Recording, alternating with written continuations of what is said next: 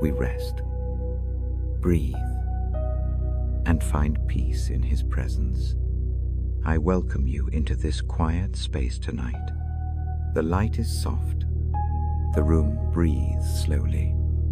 A lamp casts a small pool of warmth. The world beyond the window fades to a hush. I sit with a Bible on my lap. The cover is worn at the edges. The pages are thin. A ribbon falls like a gentle marker. I hold it with care.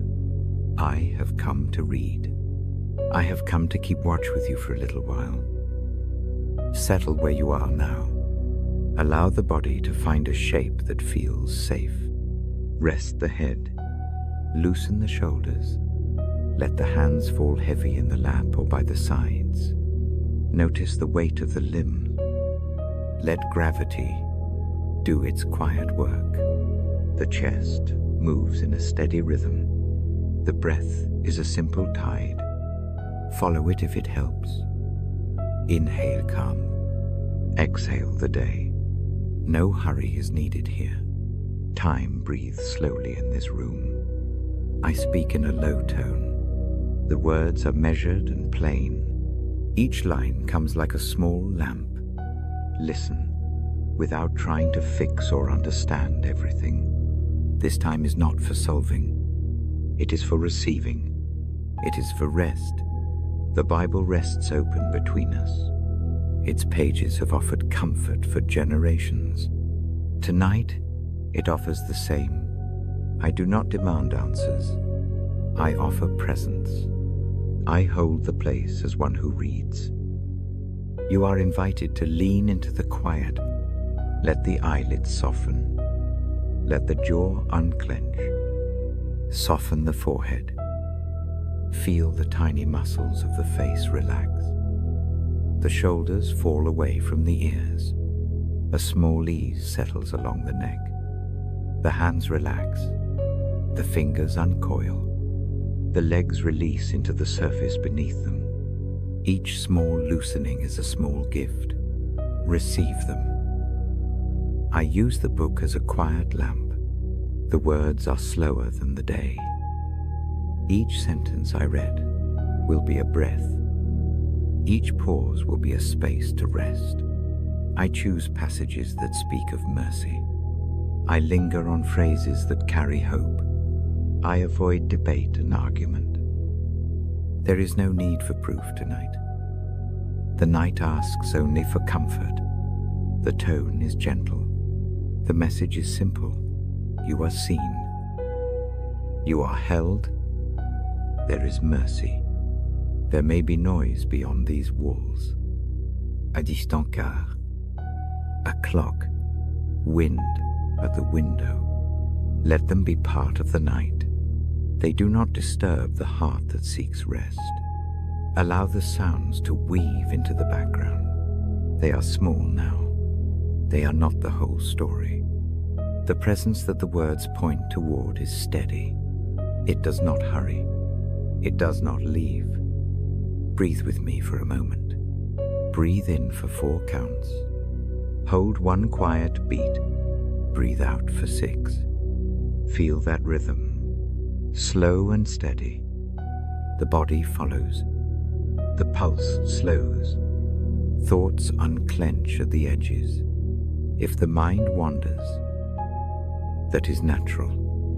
Notice the drift without judgment. Gently bring attention back. Return to the breath. Return to the sound of my voice as it becomes a steady harbor. Tonight we come with honest things. There may be fatigue. There may be grief. There may be quiet unrest. Bring these things to the space between the pages. You do not have to fix them. You do not have to explain them. Let them sit where they are and receive what mercy comes. The Bible I hold speaks to small and large sorrows alike. It speaks as one who draws near. The tone is soft. The answer is accompaniment, not confrontation. I will read in a measured pace. I will let words land and settle. I will give time for the heart to receive. Sometimes I pause for a long breath. Sometimes I let silence hold the meaning for a while. No hurry is allowed in these silences. They are places where the Spirit breathes.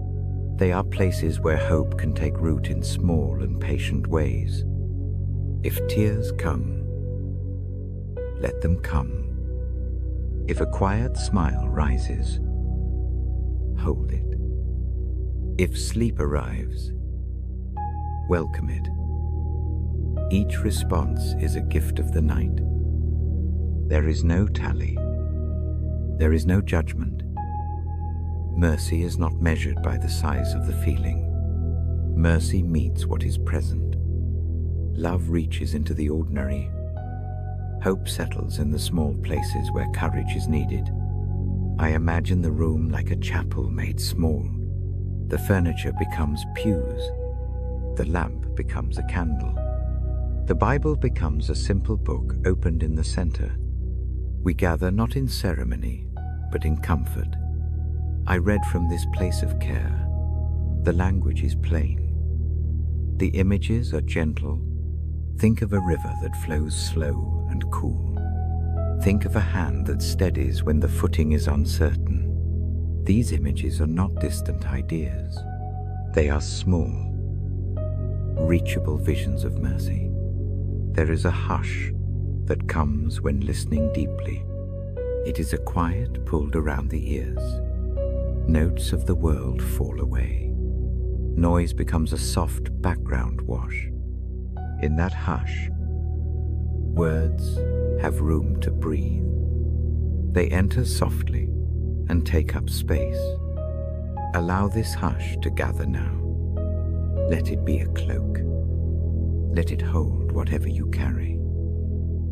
I keep the reading free of heavy argument. The aim is solace. The aim is assurance. The tone is like a bedside manner. It soothes. It reassures. It reminds gently. The words I choose are like steady footsteps leading to a safe place. They do not rush. They do not push. They guide with patience. At times I will name the simple truths. Love arrives, even when fear is present. Mercy meets failure with openness.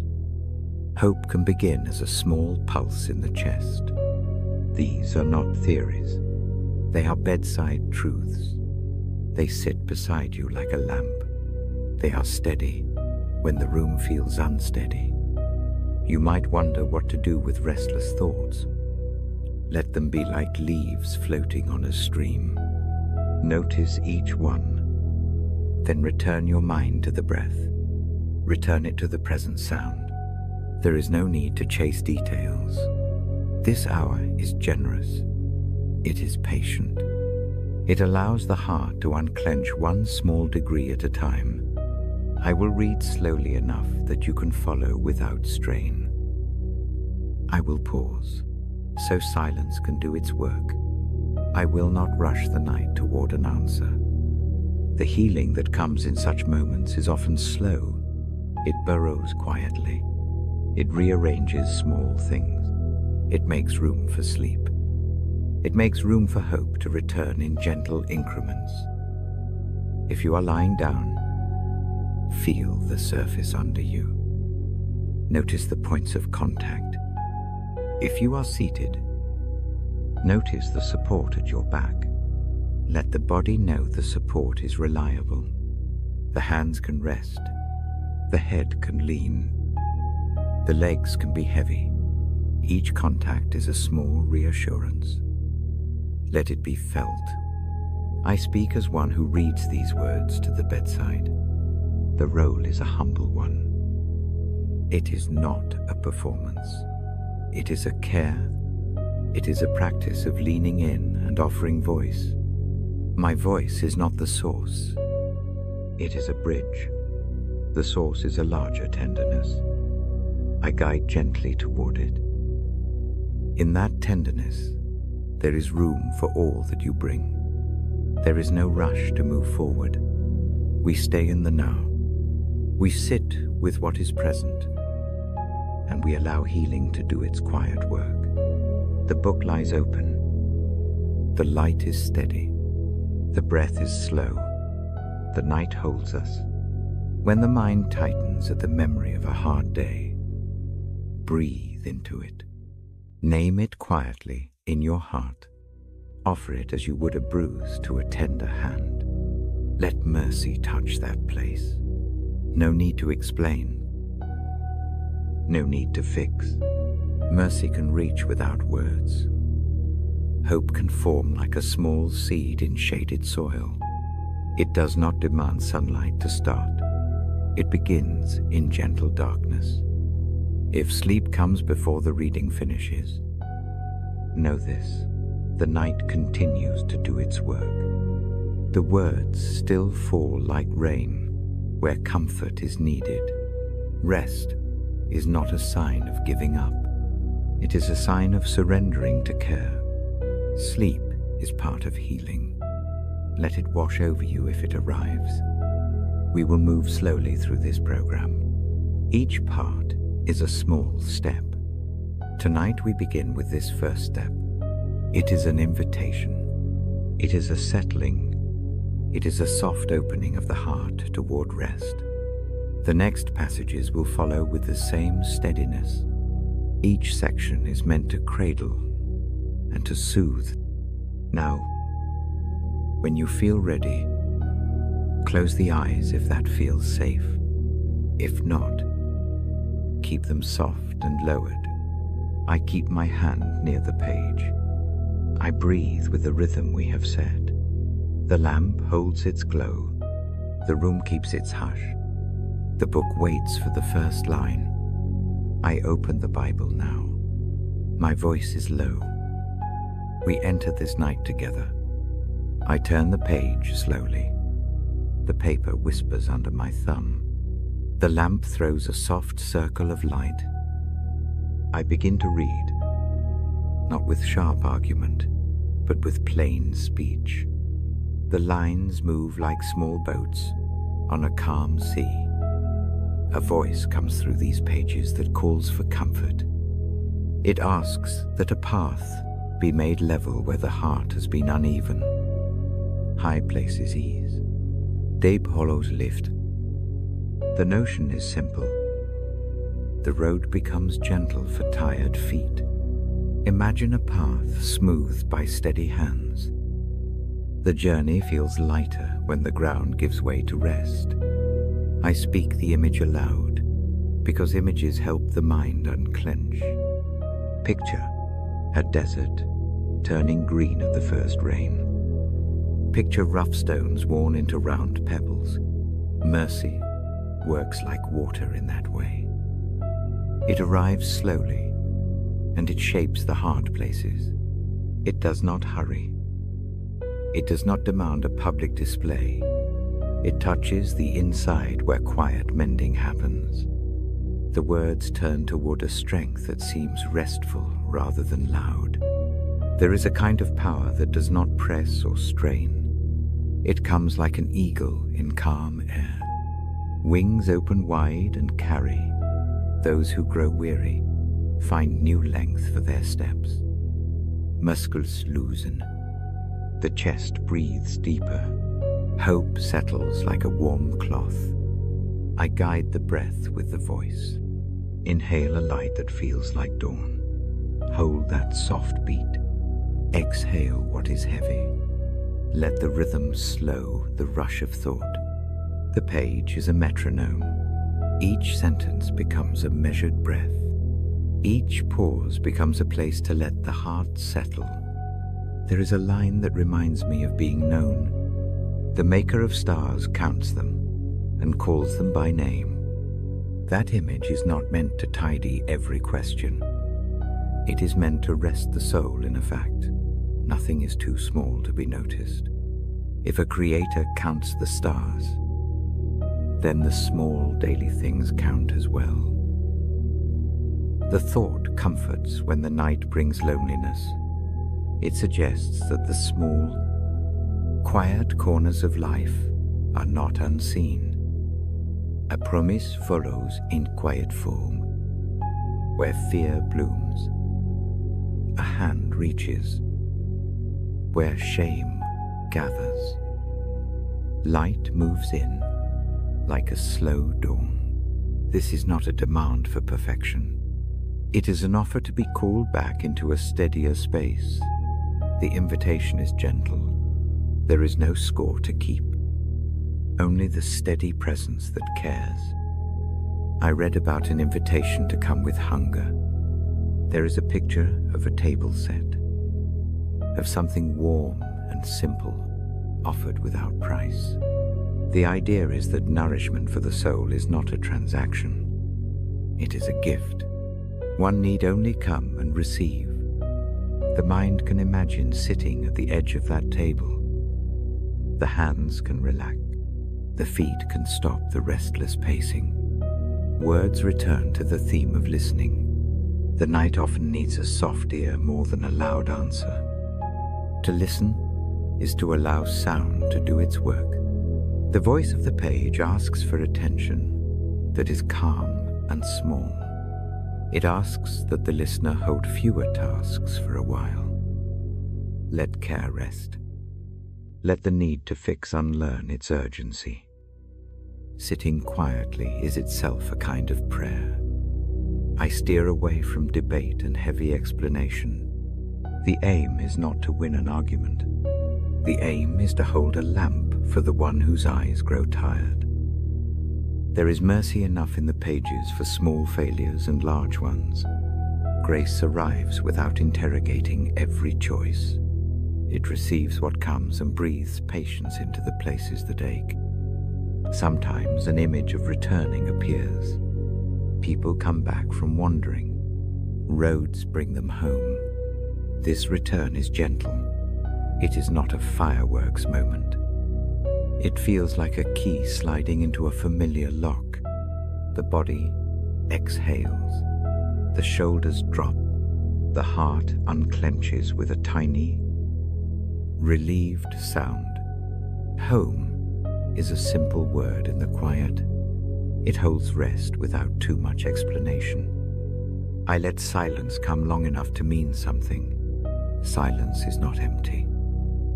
It is fertile ground. In that quiet, the images I have read take root. A seed of peace presses against the dark soil and waits. Growth often begins where lights are low.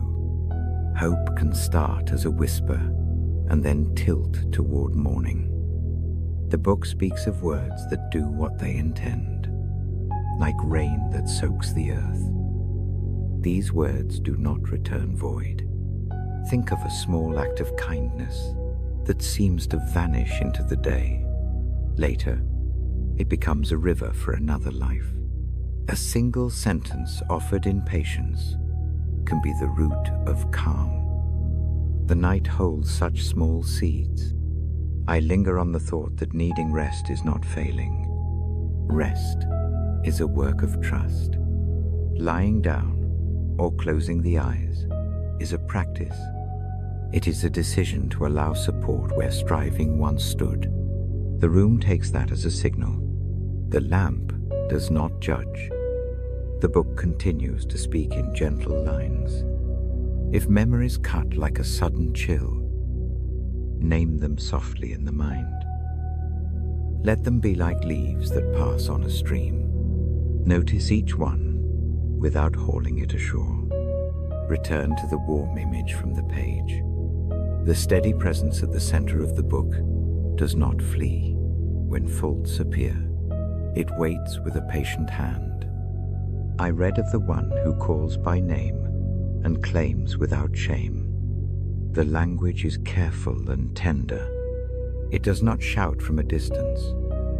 It bends down close. That bending is the most human sort of mercy.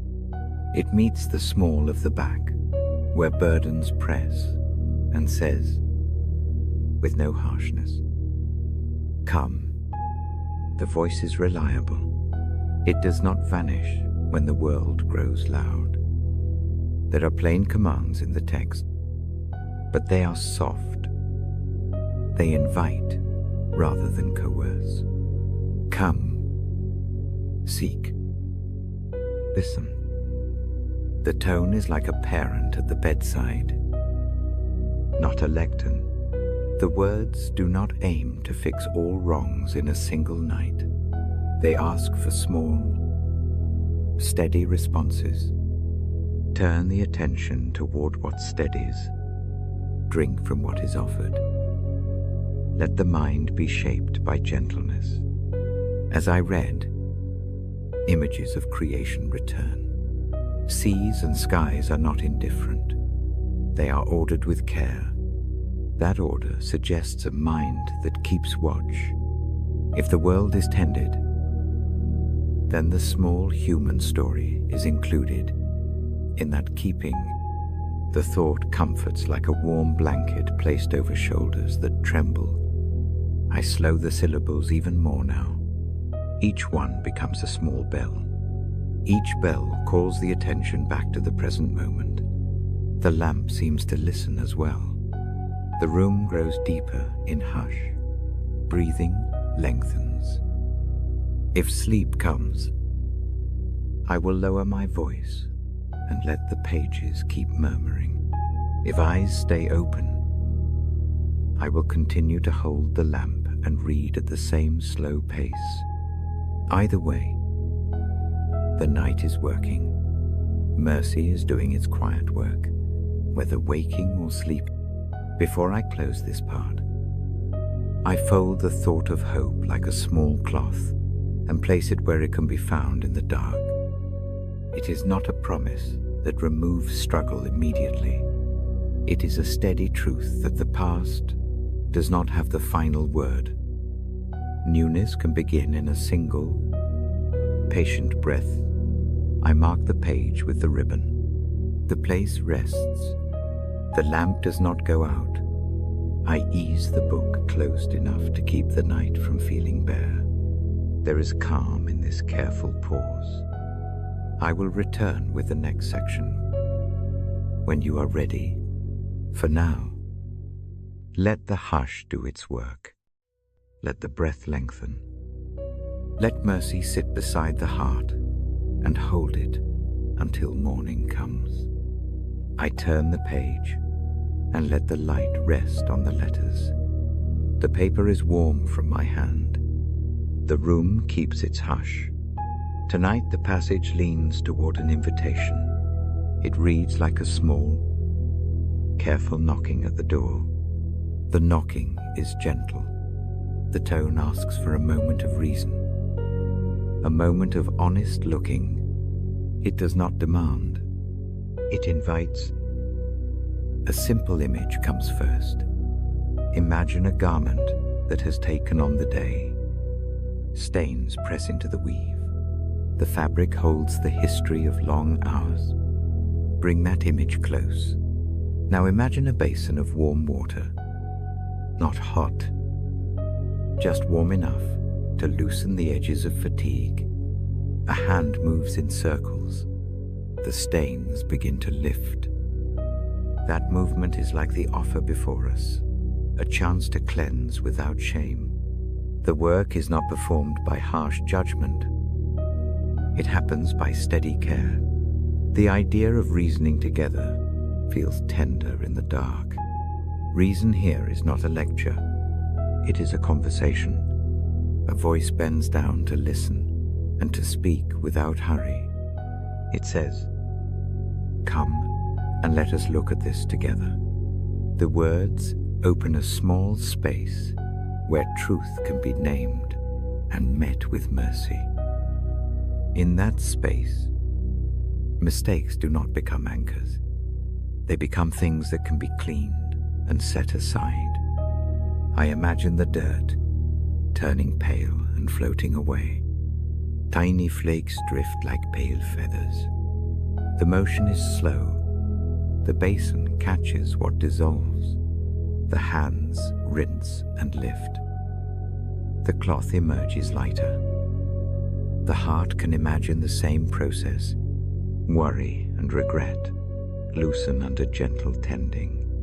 That loosening does not erase memory, but it eases the weight. Breathing helps the mind follow the image. Breathe in slowly for 4 counts. Hold a soft beat. Breathe out for 6 counts. Repeat this pattern a few times. Each exhale lets a small grain of worry loosen its hold. The rhythm matches the washing hands. In, hold, out. The pattern steadies the mind, the way a steady hand steadies fabric. There is also a picture of color changing. Once, dark places become pale and clean. The change is not sudden like a flame. It is slow like dawn. A pale blue tilts toward morning. The thought comforts because newness sometimes arrives quietly. It does not always announce itself. It appears gradually. An honest shift that is easy to miss unless the eye rests. This invitation to cleanse carries a gentle assurance. If the night brings regret, it is welcome here. If there is a secret that presses, it is welcome too. The welcome is not a curtain drawn shut over fault. It is a hand that receives the burden and holds it with care. Imagine placing a heavy sack on a table. The shoulders relax immediately. The weight is not gone, but the body is relieved by the rest. That table is steady. The hands of mercy stand ready. As I read, the thought of reasoning together feels like company beside a fire. 2 people bend their heads over a map. They point out the paths with quiet voices. There is no scolding. There is only guidance. The map here is a small book that has been opened many times. Its lines are worn, but it still shows the way. The way leads back into steadiness. Failure appears in the pages, but it is met with an offered exchange. Imagine a soiled sleeve traded for a clean one. The trade is not a bargain where worth is measured. It is a giving of what heals. The gesture removes the label of unworthiness. It allows the body to feel warmth again. In that exchange is an invitation to stand differently. Shoulders flatten. The chest breathes easier. I slow the syllables so the ear can catch the weight of each word. The lamp makes a small circle on the page.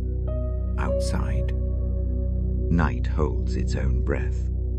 Inside, this small act of reading becomes an offering. The voice here is calm and steady. Each sentence is a place to rest. Each pause is a space for the heart to settle. The text I read does not press for a long confession. It asks for an honest look. Honesty is not a fierce tearing of open old wounds. It is a naming, say the small, true things to the quiet. Say them without rehearsal. Say them like notes, dropped into a bowl. The bowl is not judgmental. It is a place that accepts and holds. Imagine also a field after rain. Trampled soil softens. Tiny shoots tilt towards the light. The metaphor is small and immediate. Change sometimes begins where the ground is soft. When the heart is tender, small shifts can grow into strength. These shifts do not require effortless bravery. They require attention. They require a willingness to be near the cleansing water. The notion of forgiveness here is simple and plain. It is like washing a child's hands after play. The hands are not judged for being dirty. The hands are washed because hands need washing. The act itself has care built into it. Mercy is practical. It meets the need. If shame rises in the night, let it be named gently. Name it as one would name an ache. Put a hand to it. Hold it long enough to feel the pulse. Then offer that ache to the clear basin. The motions are slow and faithful. The shame does not evaporate at once. It lightens. Step by step, that lightening is real. There is a steady invitation to reason, not a demand to defend. The request feels like a steady friend saying, "Come, let us talk this through." That friend does not tally failures.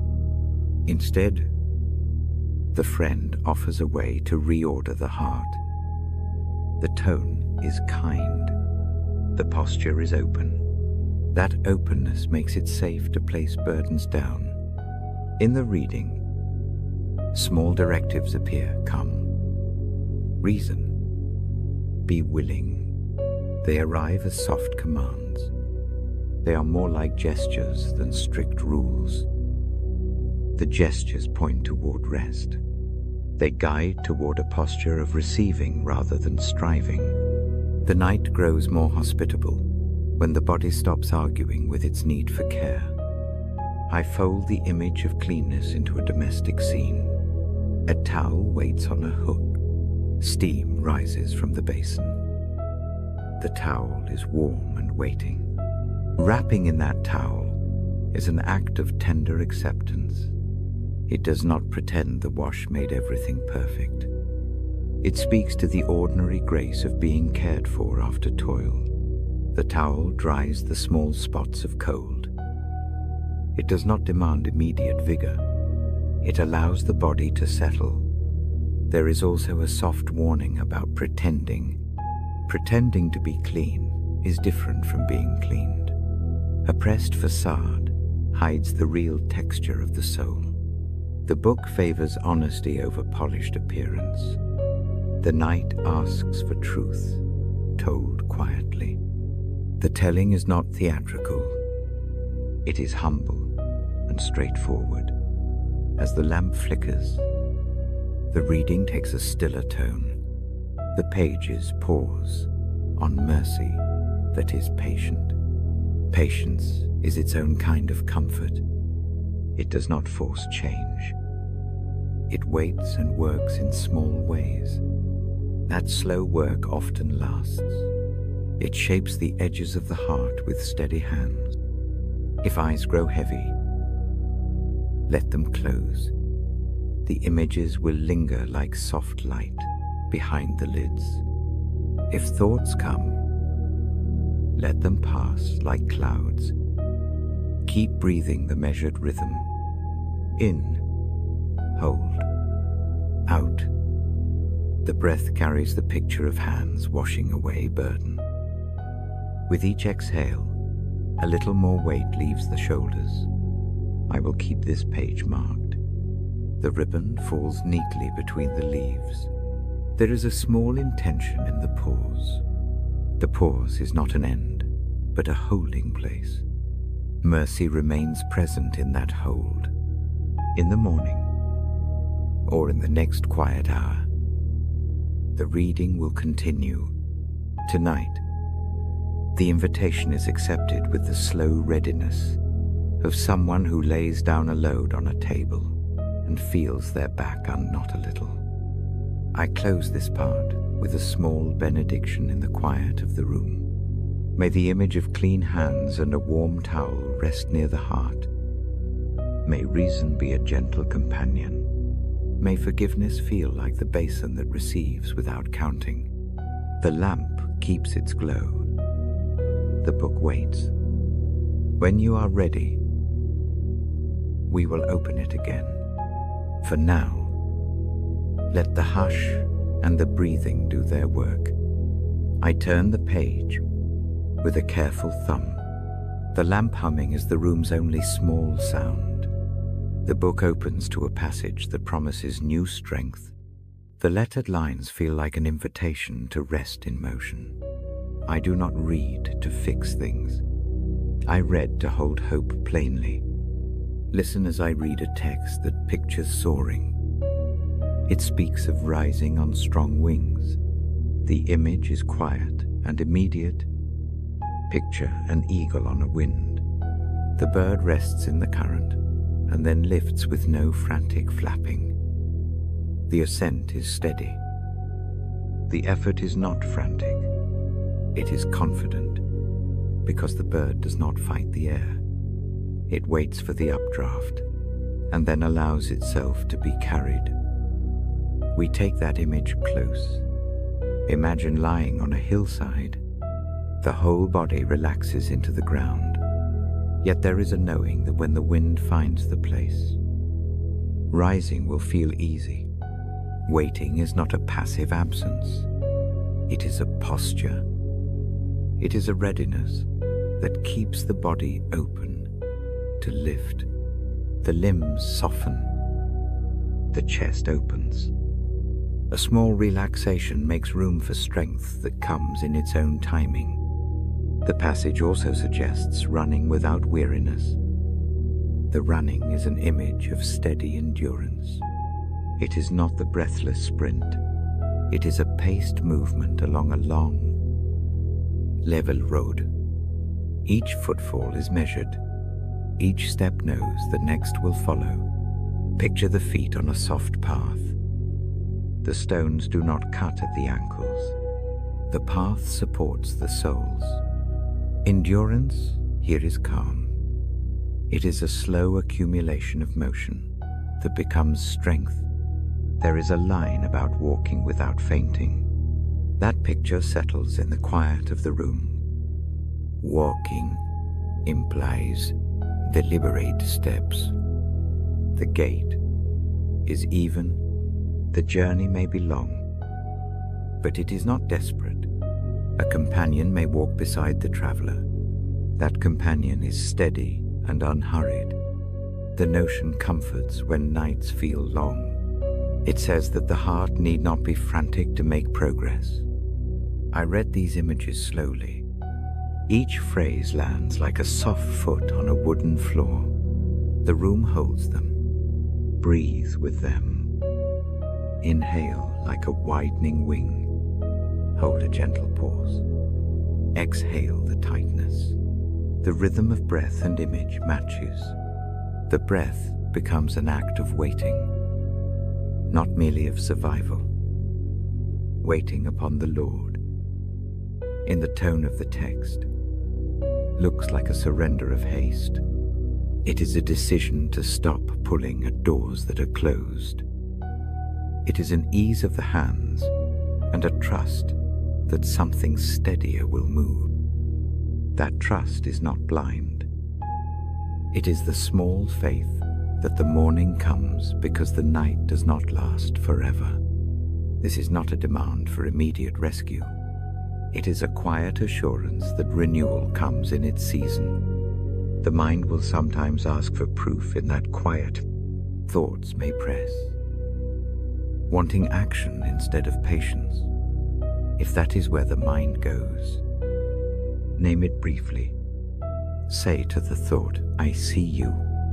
Let it pass. Return to the image of wings and to the steady in-breath that fills the chest slowly.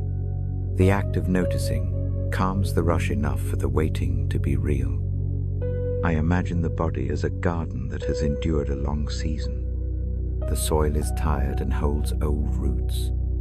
Rain is promised, but not all at once. The first drops soak the parched topsoil. The new green does not explode overnight. It uncurls slowly. Renewal is that slow return of color. It begins at the edges and then spreads. The promise is not instant transformation. It is careful return. There is a gentleness in the idea that strength is renewed, not manufactured. It arrives through rest that is active in its patience. The heart loosens. The limbs find their ease. The mind stops tallying failures and begins to notice small recoveries. A morning without dread. A hand that unclenches. a smile that lifts without explanation. These are the small returns that mean something in the long run. If worry presses into the ribs like a small stone, place it on the table in the imagination. Lay it down and let the hands be free. The act of setting down is a kind of waiting. It loosens the shoulders. It creates space for the current that will lift if allowed. The stone remains real, but the body learns that it need not carry it alone all night. The text I hold speaks in the voice of a close companion. It does not demand a dramatic confession or loud repentance. It calls for a turning of attention. Come to a quiet place. Rest there. Expectual. That expectation is not arrogance. It is trust. Trust opens the body to be healed gently. I read the words with a light cadence. Each sentence is a small bell. Let the sound be a marker.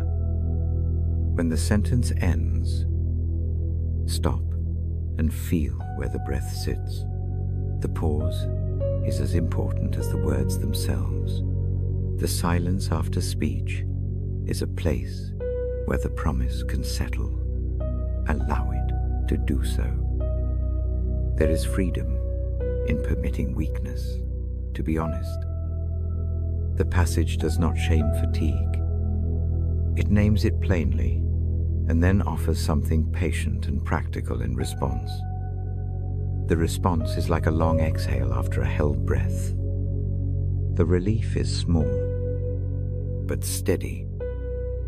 Over time, those small reliefs build into courage for a new day. Think of an old blanket tucked into a chair. It keeps its warmth even when the room cools. When hands folded, the fabric offers warmth again. Strength sometimes functions like that blanket. It stores quiet warmth. Waiting becomes the act of holding the blanket close until the chest remembers comfort. The memory of warmth kindles new motion. The promise is not a fine print that requires perfect conditions. It meets the worn and the hopeful alike. The one who waits may carry scars. Those scars do not disqualify. They are not obstacles that cancel renewal. They are part of the map. Renewal respects them. It moves around them and through them. That movement is gentle and wise. If sleep comes while these images still breathe, allow it. Sleep is part of the renewal. The body repairs in the quiet. Dreams sometimes stitch loose edges. The page keeps its place. The lamp will burn a steady pool of light until the reading resumes, or until the night deepens further. Either way, the promise does its work, whether eyes are open or closed. If eyes stay open, fold the image of the eagle into the shape of your chest. Imagine wings that are broad and patient. They do not flap in panic. They hold a calm steadiness. Let the ribs expand into that steadiness. Let the shoulders drop with emotion. Feel how much lighter the neck becomes when it does not have to carry tension. There is also a quiet insistence in the text on perseverance, not a noisy, strained push, a slow, faithful pressing forward.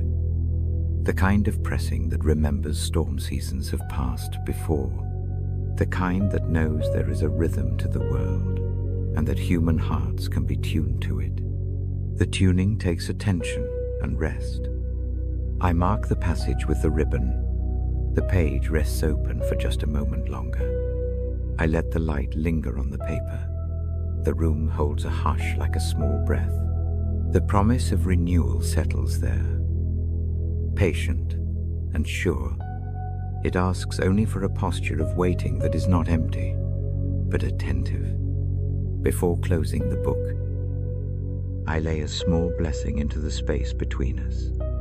May the night carry the image of steady wings. May the promise of renewed strength rest near the heart through the long hours.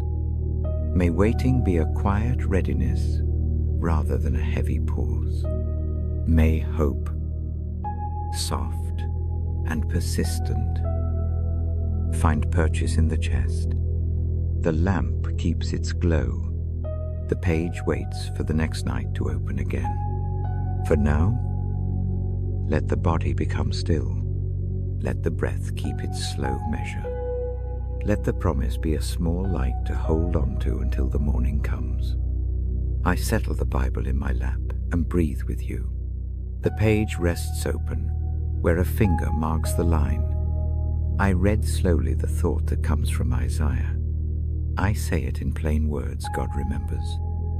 He is your comfort. His tenderness is wider than any trouble the day could make.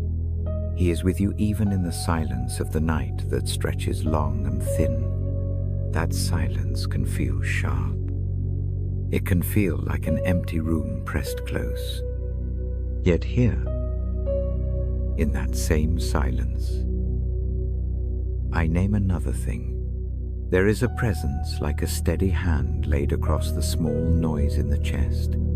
It does not shout. It does not force. It keeps company. The comfort is not a loud fix. It is a quiet staying that makes the edges less hard. Listen to the way the words sit. They spread like a soft cloth over things that ache. Imagine a dark hillside. The stars do not solve the cold. They simply sit and glimmer. Their light is calm. It does not hurry the day. In that calm, warmth gathers. You can imagine that warmth brushing the skin. It is not a cure of all things at once. It is a relief for this moment. I encourage you to place one hand where you feel the breath in the chest. Feel the rise. Feel the fall. Keep this small contact. It anchors the moment. It makes presence less like an idea and more like touch. If the mind pulls away, return without judgment to that hand. Return to the simple weight of it. Here is a small pattern to steady the body. Breathe in for 3 slow counts. Hold 1 quiet count. Breathe out for 5 soft counts. Let the exhale be the longer part. Each out-breath loosens a little edge. Repeat this a few times. Let the rhythm be a drum that keeps the heart from rushing. The thought I read tonight says, comfort outruns trouble. Picture a deep well under the ground. The wind above can be a storm. The well holds still, and the water underneath does not know the same clamor. Its surface is clear. It echoes a depth that the wind cannot touch. God's comfort is like that depth. Surface noise may lash, but deep calm remains. Problems do not always vanish when comfort arrives. Sometimes they only change shape. The room can still hold the throb of worry. The mind can still churn like a small sea. The promise is that someone larger than the sea leans into that space and steadies the horizon. That steadying changes how the waves feel from the shore. It does not deny the waves. It supports the shore that receives them. Sit with that image for a moment. Imagine a keeper who sits at the bedside. There is no hurry in the keeper's hands. He listens with a steady ear. He does not tally faults. He does not remind of failures. He only watches and holds. To be watched in that way is not a verdict. It is care. The heart finds room to uncoil. I tell you this because the night can bring small accusations. It can replay the day's edges. When those thoughts come, do not chase them. Let them be like footsteps that pass in the hall. Notice them. Let them continue. Return to the hand on the chest. Return to the quiet count of breath. There is another image I keep close.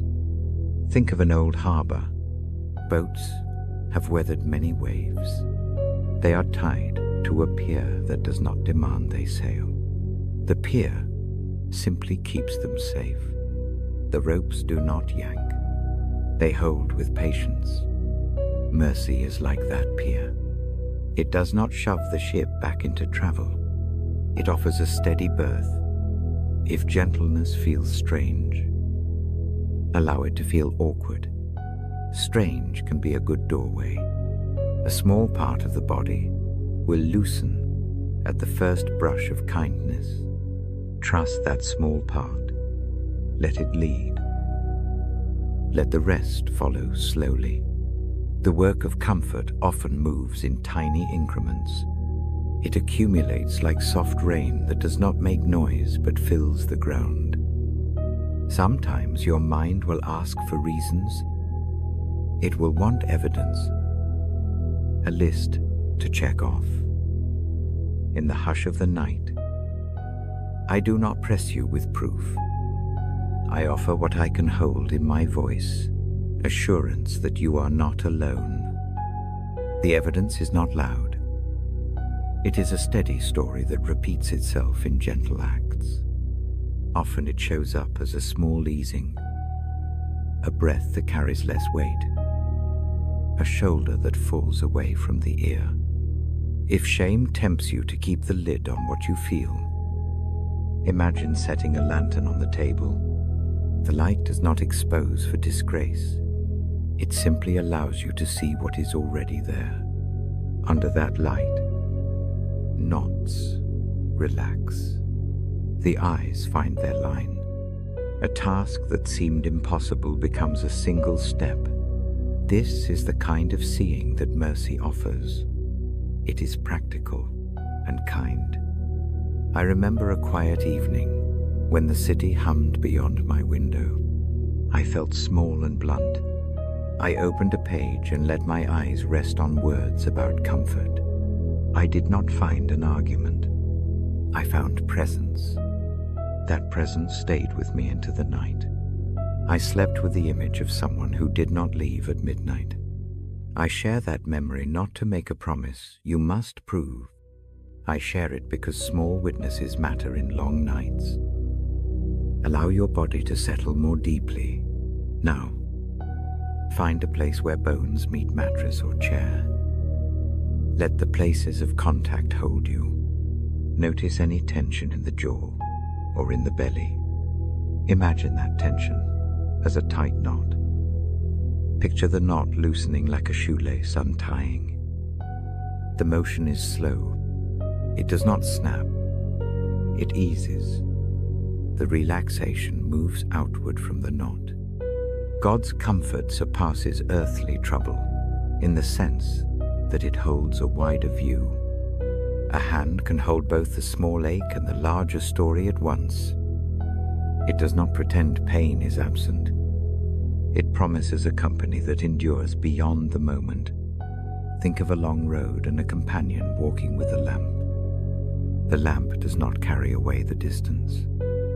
It makes each step visible, safe, and possible.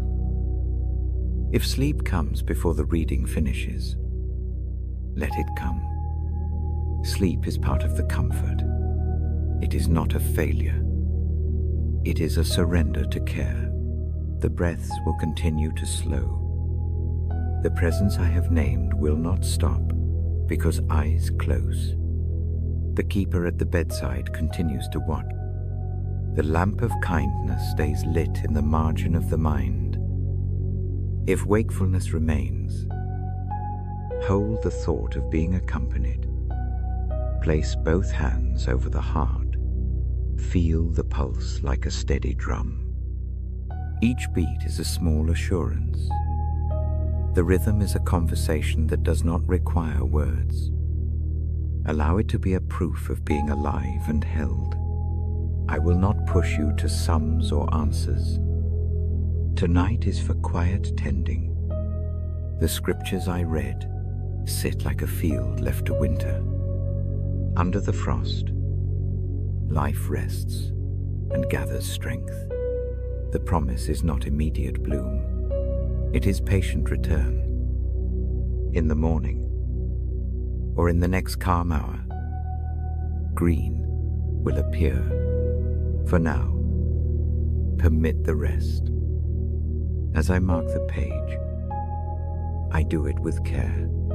The ribbon falls between the leaves like a soft seam. I close the cover just enough to keep the place. My hand lingers there. The gesture is small and deliberate. It is a benediction in motion beheld. Be kept. Be comforted. Before I rise, I offer a quiet blessing. May the presence that surpasses trouble sit close in the night. May it breathe peace into the places that ache. May you rest in the company of a care that does not demand, but simply keeps. May the silence be a room of mercy, rather than a mirror of fear. When you are ready, let the eyes close. Let the breath find its slow drum. I will be here again. The book will open, and the steady reading will continue. For now, sink into the hush. Let the comfort that outstrips the day find a seat beside you. Let it keep watch through the long hours until morning lifts its first small light. I turn the page with a slow thumb. The lamp keeps its round pool of light. My voice is low. I read again from that patient place in the book. The line that follows is a steady call. Do not be afraid. You are named. You belong. Fear is a small animal sometimes. It creeps close in the dark. It presses its weight on the chest. It makes the breath quick and the shoulders high. I do not ask you to push it away by force. I show a soft way to meet it. I invite you to notice it. Name it gently. Let it be seen. Imagine a hand that says your name. It is not a list of titles. It is a sound that fits the smallest part of you. That naming is a recognition that you matter. It holds you in a single, certain phrase. The truth of being called steadies the heart. The storm outside continues, but a voice leans close and reminds the room of you. I ask you to place one hand where you feel the breath most clearly. Press lightly against the ribs or the sternum. Feel the rise. Feel the fall. The hand is an anchor. The palm is a small proof of presence. Breathe with that proof. In for 3 counts. Hold for 1. Out for 6. Let the long exhale empty the tightness. Repeat until the shoulders lower. There is a promise under the words I read. It is not a grand rescue in fireworks.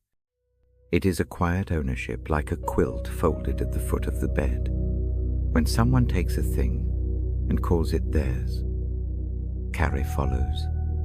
The thing is tended. The thing is kept. Imagining belonging like this calms the mind that insists on proving worth. Picture a child on a threshold. The house behind is warm. The night outside is wide. A steady voice calls across the yard. The child looks up, hears the name, and steps back toward the porch. The step is small. It is safe. The night still breathes. But the porch light holds a place to return. Belonging is that light. Fear often arrives with a list. It reads the day backward and makes a long ledger. Let the ledger rest. Set it on a table in the mind. Look at one line only. Say aloud, if that feels safe, the one honest word you carry. Offer it into the space without argument. The act of naming softens the sharp angles of worry. The passage I read invites a simple exchange. Release the burden you hold alone. Lay it down. I do not mean a theatrical surrender. I mean a small placing of the hands on the table and letting the shoulders drop. The hands remain. The burden moves. The motion is tiny, but it changes what the back must hold through the night. I put another image beside it. Picture a shepherd at dusk, the sheep pressing close. The shepherd does not count worth by looks. Each animal is guided by a familiar touch. A crook turns a wayward neck. A cloak warms a chilled body. Care is practical. It meets the small needs first. This sketch comforts because it is quiet and hands-on. If doubt steps forward and asks for proof, meet it gently. Proof sometimes looks for loud signs. In the hush of evening, proof can be a steady presence. Watch the lamp. See how the light keeps its place, though wind moves the curtains. The lamp keeps its work without drama. That quiet constancy is a kind of proof. When fear tightens at the base of the skull, move the jaw. Let the teeth part. Let the tongue relax. Small muscular loosening sends a signal to the rest of the body. The tension is not required. It is a small, practical work. The Bible I read likes practical acts. Wash a hand in warm water. Fold a blanket. These small things show mercy in motion. Sometimes I ask you to imagine a safe room. The walls are simple and kind. They do not demand explanations. A single chair waits. A window opens to a small star. Sit there in the imagination. Feel the chair hold you.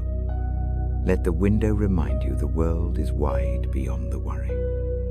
Yet the room is enough for now. Enough is a powerful word at night. I keep returning to breathing because it is honest and immediate. Try a different pattern now. Breathe in 4 counts. Hold 2. Breathe out for 7. Let the exhale stretch more. This longer out breath teaches the nervous system to soften. Each exhale is a small permission. Slip to relax. If your mind wanders to old guilt or new anxiety, do not chaise into the teu. Imagine a book with many pages. Take a single page and write the small truth I am seen. Close the book gently. Put it on a shelf. The shelf is not a hiding place. It is a place that keeps things where they belong, so the hands are free to rest. I read words that ask for trust in a tone that is not demanding. The voice in the scripture leans close. It does not hurl commands from a distance. It bends to the bedside. The posture is intimate. The care is particular. That closeness matters because it changes fear from a public accusation to a private tending. A harbor appears in the next image. Boats toss in a storm offshore. But a pier holds a line taut and quiet. A rope is strong enough to keep the boat from drifting. That rope is tender. It becomes an emblem of steady ties in the night. If you carry a long list of fears, picture them tied together and laid beside the dock. The rope is not judgment. It is support. I will not press you to a sudden faith that banishes every worry.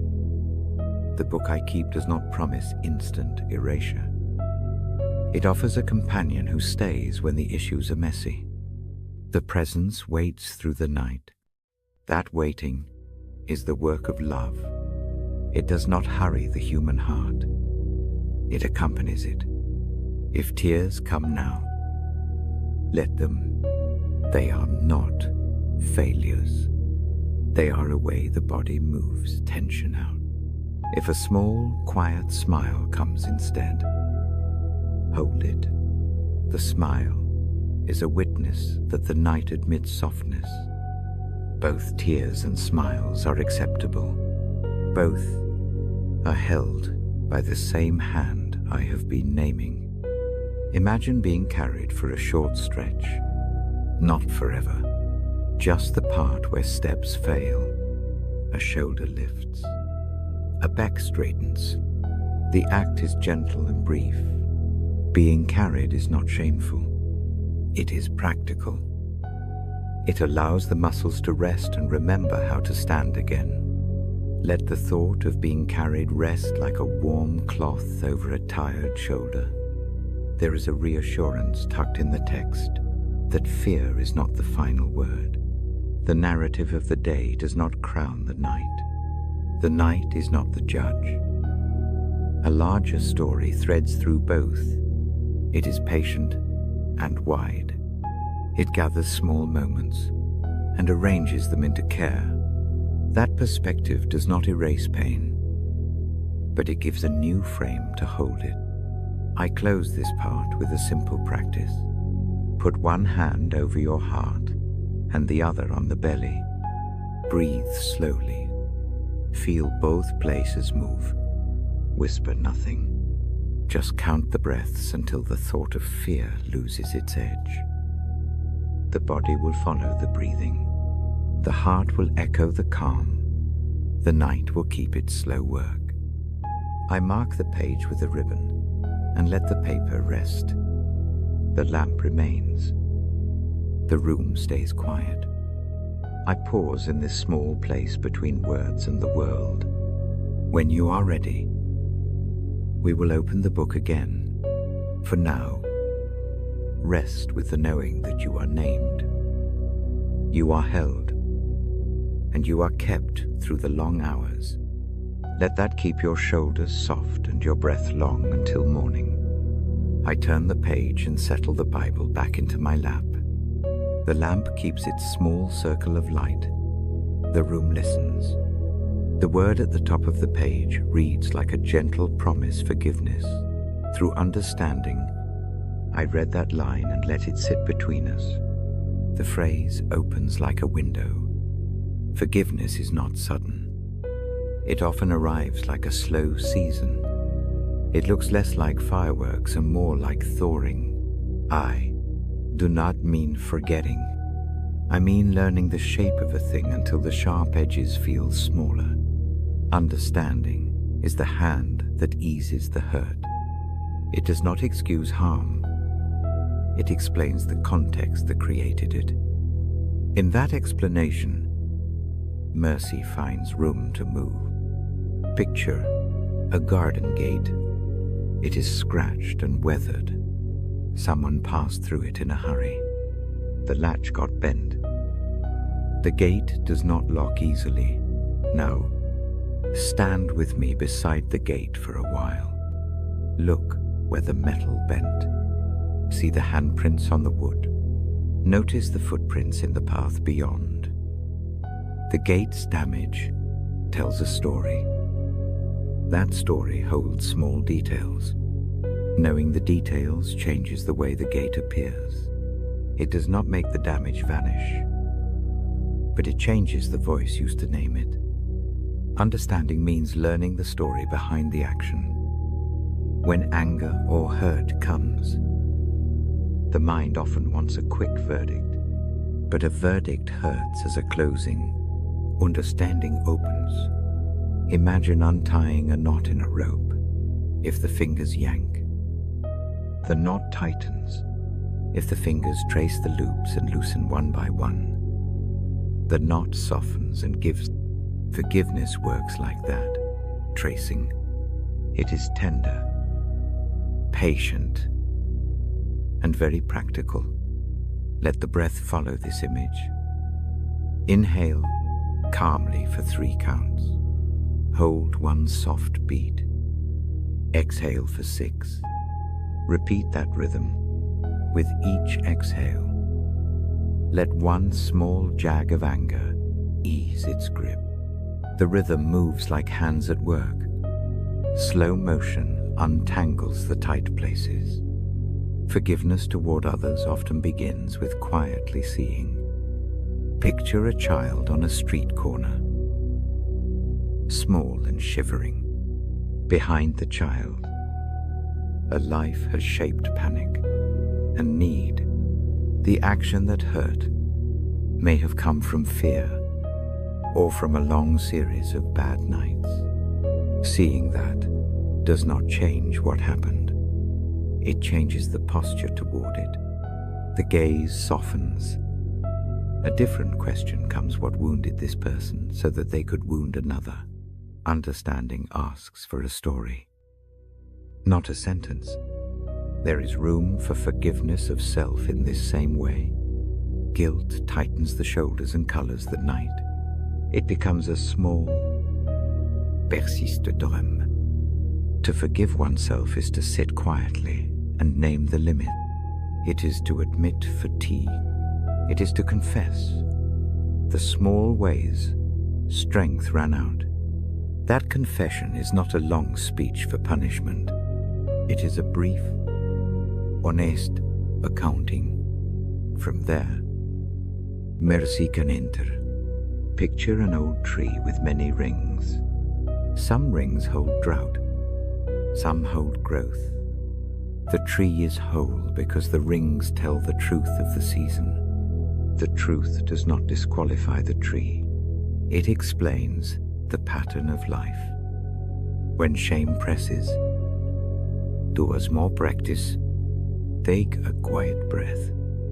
Place a hand over the place where the chest rises. Let the warmth of that hand be like a simple acknowledgement. This part of me is tired. Speak 1 soft sentence in the mind: I am known. The sentence is a key. It does not open everything at once. It loosens enough for the next breath. Understanding usually asks for listening. That kind of listening is not a long argument. It is a careful attention. Picture 2 people at a table. One has a candle. The candle makes a small circle of light.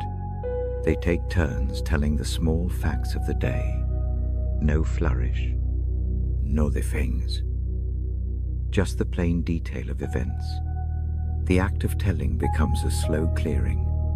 It rearranges blame into a story. In that rearrangement, forgiveness can find purchase. A Bible phrase I hold close to this thought speaks of bearing burdens together. The image is gentle and domestic. Imagine a sack of grain. Alone it is heavy. Shared between 2 hands, it becomes manageable. Forgiveness is a sharing of burdens in a way that does not erase responsibility. It simply refuses to make burden into identity. The sin or the failure is one part of the story, not the whole book. There is a practical way to practice this at night. Think of a single name that presses on the mind, either your own or another's. Picture that name written on a small leaf. Drop that leaf into a slow stream. Watch it float a little and go out of sight. The act is symbolic, not magical. The heart learns by images. The mind accepts an action it can follow. Release in the imagination helps the muscles of the body relax. Forgiveness through understanding also requires steady patience.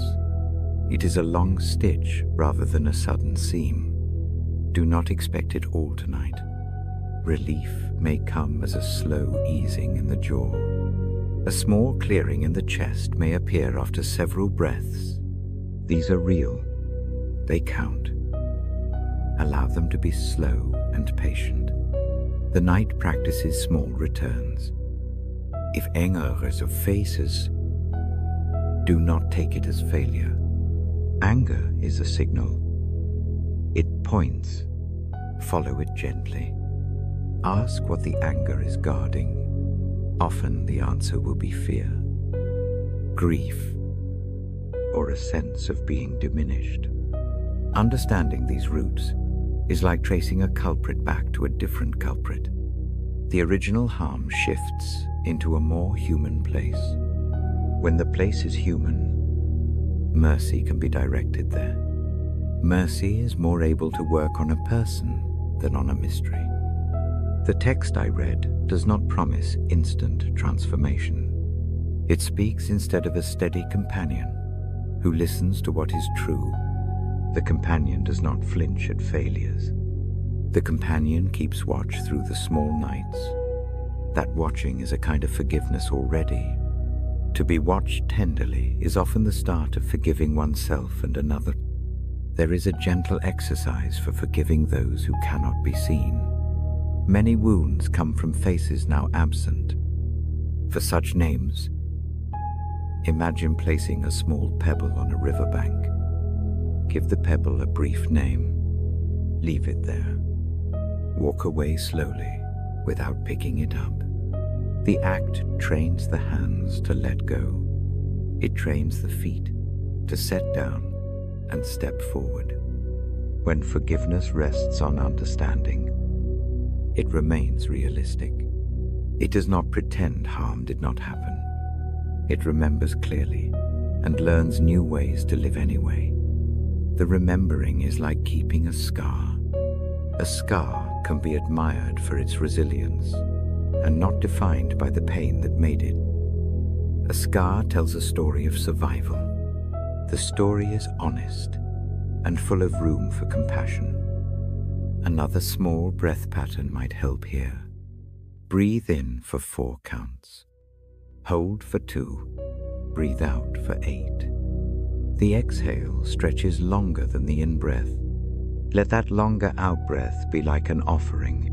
With each out-breath, imagine a tight knot loosening by one loop. The body begins to trust that tension is not permanent. God's understanding is not distant. It notices the small facts that others miss. That deep knowing is tender because it fills in the whole story. Being seen by such an understanding does not make the past vanish. It makes the present safer. Safety allows the hands to let go of burdens they have carried alone. When mercy meets story, a different life becomes possible. There will be nights when the mind wants to rehearse the wrongs. Over and over. That loop can be tired down with a small ritual. Take 3 slow breaths and name one thing learned from the hurt. It may be as simple as a boundary that needs setting, or a need for rest, or the name of an emotion finally faced. Learning is not always pleasant. It is often useful. Use that small learning as an anchor. It turns the hurt into wisdom. Forgiveness through understanding ends tonight's passage on a quiet promise that mercy learns the facts and then moves. Mercy is not blind compassion. It is informed presence. It stays with truth.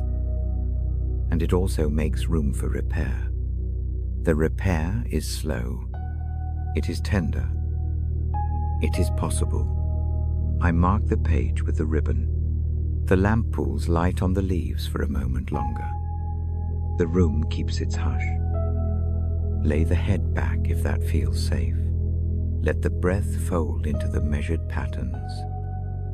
The small images, the gate, the knot, the leaf on the stream, linger like soft lights behind the eyelid. Before the book closes, Offer one small practice to the night. Place a hand where the ribs lift. Breathe in and name one honest piece of the story. Breathe out and imagine setting it down on a shelf. Let the body feel that simple motion. Rest does not mean forgetting. It means trusting the work of understanding to continue in the slow hours. I close the cover gently and keep the ribbon in place. Tonight's benediction is quiet. May understanding attend the heart. May mercy find the small facts without haste. And may forgiveness come as a soft, patient companion in the long hours. When ready, sleep. The book will be here when morning comes. The reading will continue another night. For now, let the hush do its work. I turn the page with a slow thumb. The lamp makes a small warmth on the paper. The room holds its hush. The line at the top sketches a promise of change that feels like music.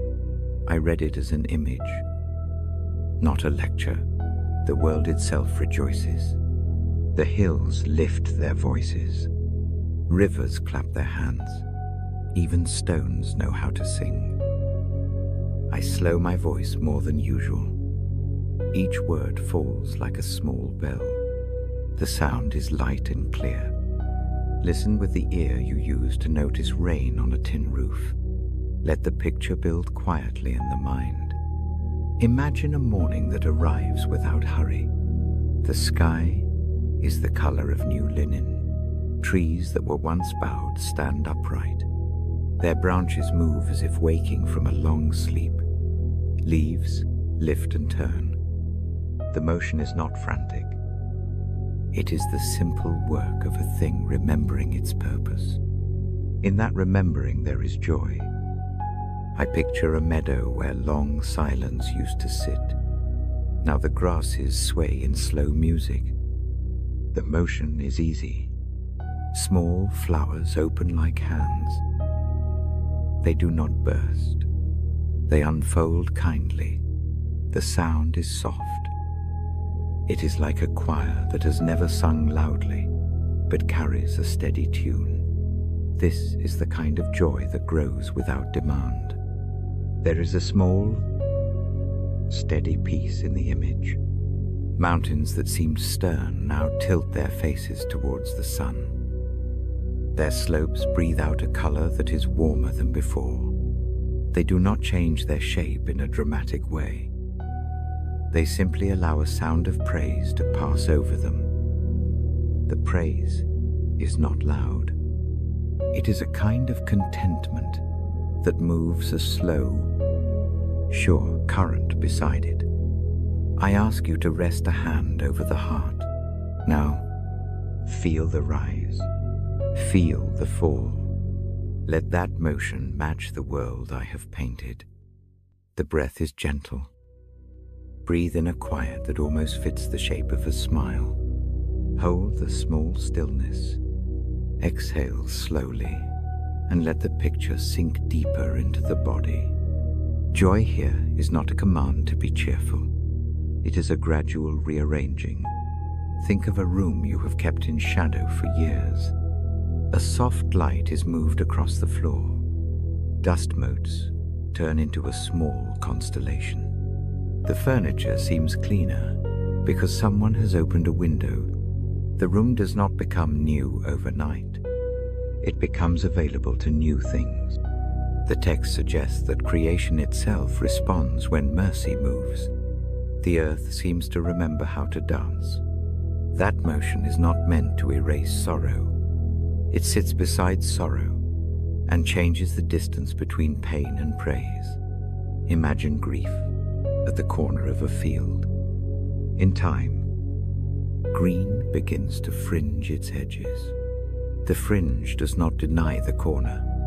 It surrounds it with life. I set the breath to a steady pace. In for 3. Pause lightly. Out for 5. Let the exhale be the generous part. With each out-breath, picture one small thing in your life shifting its balance. A stubborn worry tilts toward acceptance. A small regret loosens its grip. The changes are tiny. They are true. I hold an image of a child stepping onto a porch after a hard day. The child breathes in the scent of bread. The shoulders drop. A laugh escapes without fanfare. The laugh is more like relief than pride. Joy begins as relief. It grows like moss on the north side of a stone, quiet and persistent. The passage I read hints that the rough edges of the heart find smoothness. That smoothing is practical. It is the result of small acts. A word of kindness, a hand that rests, a habit of prayer like screens on a porch that keep the heavy flies out. The work of joy is often domestic. It folds socks, it makes tea, it tunes the cadence of the day. If a memory for you is a hard knot, imagine a long ribbon finding that knot. The ribbon traces around the loops and loosens them without force. The knot does not vanish. It becomes smaller. The motion is patient. The hands move with calm. The change is faithful because it is steady. I offer a small practice for the night. Picture one place in the body that feels closed. Send the breath to that place like a small lantern. Inhale slowly and let the light touch the tight area. Hold it there for the length of a quiet count. Exhale and imagine that the tightness relaxes by a thread. Repeat until the body answers with a softer signal. There is music in the wording I read. I do not mean actual song. I mean rhythm. A cadence that steadies the steps. The rhythm is like walking in a soft rain. Each footfall leaves a mark that dries into a new pattern. The pattern repeats. Over time it becomes a path. That path is a habit of joy. It is a way of walking that the body learns by being led. Consider small acts of praise. They do not require a grand stage. They are quiet acknowledgements, a whispered thanks for the day's small mercies, a short prayer for strength that does not demand large faith. These acts gather like small coins into a savings that buys a restful night. The account is slow to grow, but it grows. I speak gently about hope here. Hope in this passage is a patient thing. It does not demand instant proof. It keeps a quiet watch. Imagine someone who waits at a window each evening for a certain light. The light does not explode into view. It arrives by degrees. The watcher does not know all the reasons for the light. The presence of waiting itself shapes the heart. There is also a sense of community in the picture. The trees do not dance alone. The rivers do not clap by themselves. The mountains join. The song of one thing joins the song of another. Use your imagination to place a neighbor in that image. Picture a small kindness shared across a fence. The joy of one heart makes space in another. The night cares that this is so. I slow my reading still further. Each phrase rests. The lamp dips and then grows steady. The room honors the pace. If your eyelids grow heavy, let them close. If the mind wants to stay near the images, keep them like small stones on a table in front of you. Touch one and remember its shape. Let the fingers trace its edge. Joyful transformation is not a one-time event. It is a way the world learns to breathe again. It does not promise that sorrow will leave forever.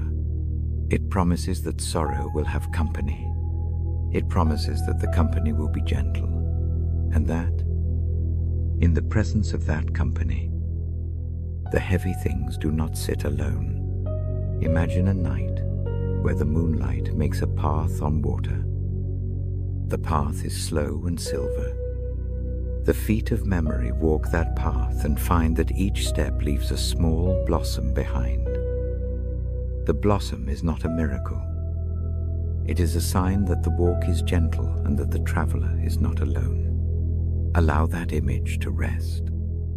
I will mark this passage with the ribbon. The page keeps its place. The lamp tosses its circle of light across the leaves. I fold the picture of rejoicing into my hands like a small cloth. It is not a sweep of perfection. It is a keeping of a way to notice goodness in small increments. Before I close, breathe with me once more. In for 3. Hold.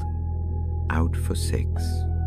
Let the exhale be a slow lowering of the shoulders. Feel the space between the ribs widen gently. Picture the hills and the rivers and the trees as companions in the breath. This breath is an act of joining. When you are ready to sleep, let the image follow you. Let it become a soft pillow for the thoughts that tend to wake at night. Joy need not be loud to be real. It can live in the pause between 2 breaths. It can bloom in the slow turning of a tired heart toward morning. I close the Bible softly and keep the ribbon in place. The hush in the room deepens by a small degree. I place my hand briefly on the cover, as if blessing the place between pages. The intention of the night remains rest, gentle renewal, and a quiet hope that the world and the heart can find ways to sing. Go now into the dark with that image. Let the small song settle near the chest. Let it be an anchor when the night presses. I will open the book again when the time comes. For now, sleep and let the quiet work of joyful transformation go on in the slow hours. I settle the Bible in my lap and let the lamp hold its quiet circle. Tonight I open to a passage that feels like a long, steady hand on the shoulder. The words I read point back across years. They remind that plans are not only for one day. There is a thread that runs through the small and the slow. It ties the first step to the last. It is a careful weaving. I read with that thought near. The image that comes first is an old map. It is creased in places. The ink has softened. Someone has walked over these lines many times. The map still names the rivers and the woods. It still shows paths that wind around hills. The presence that keeps the map does not forget. It remembers each road a traveler took and the reason they chose it. Thinking of the map helps the mind that worries about missing a turn. The map invites trust in the path.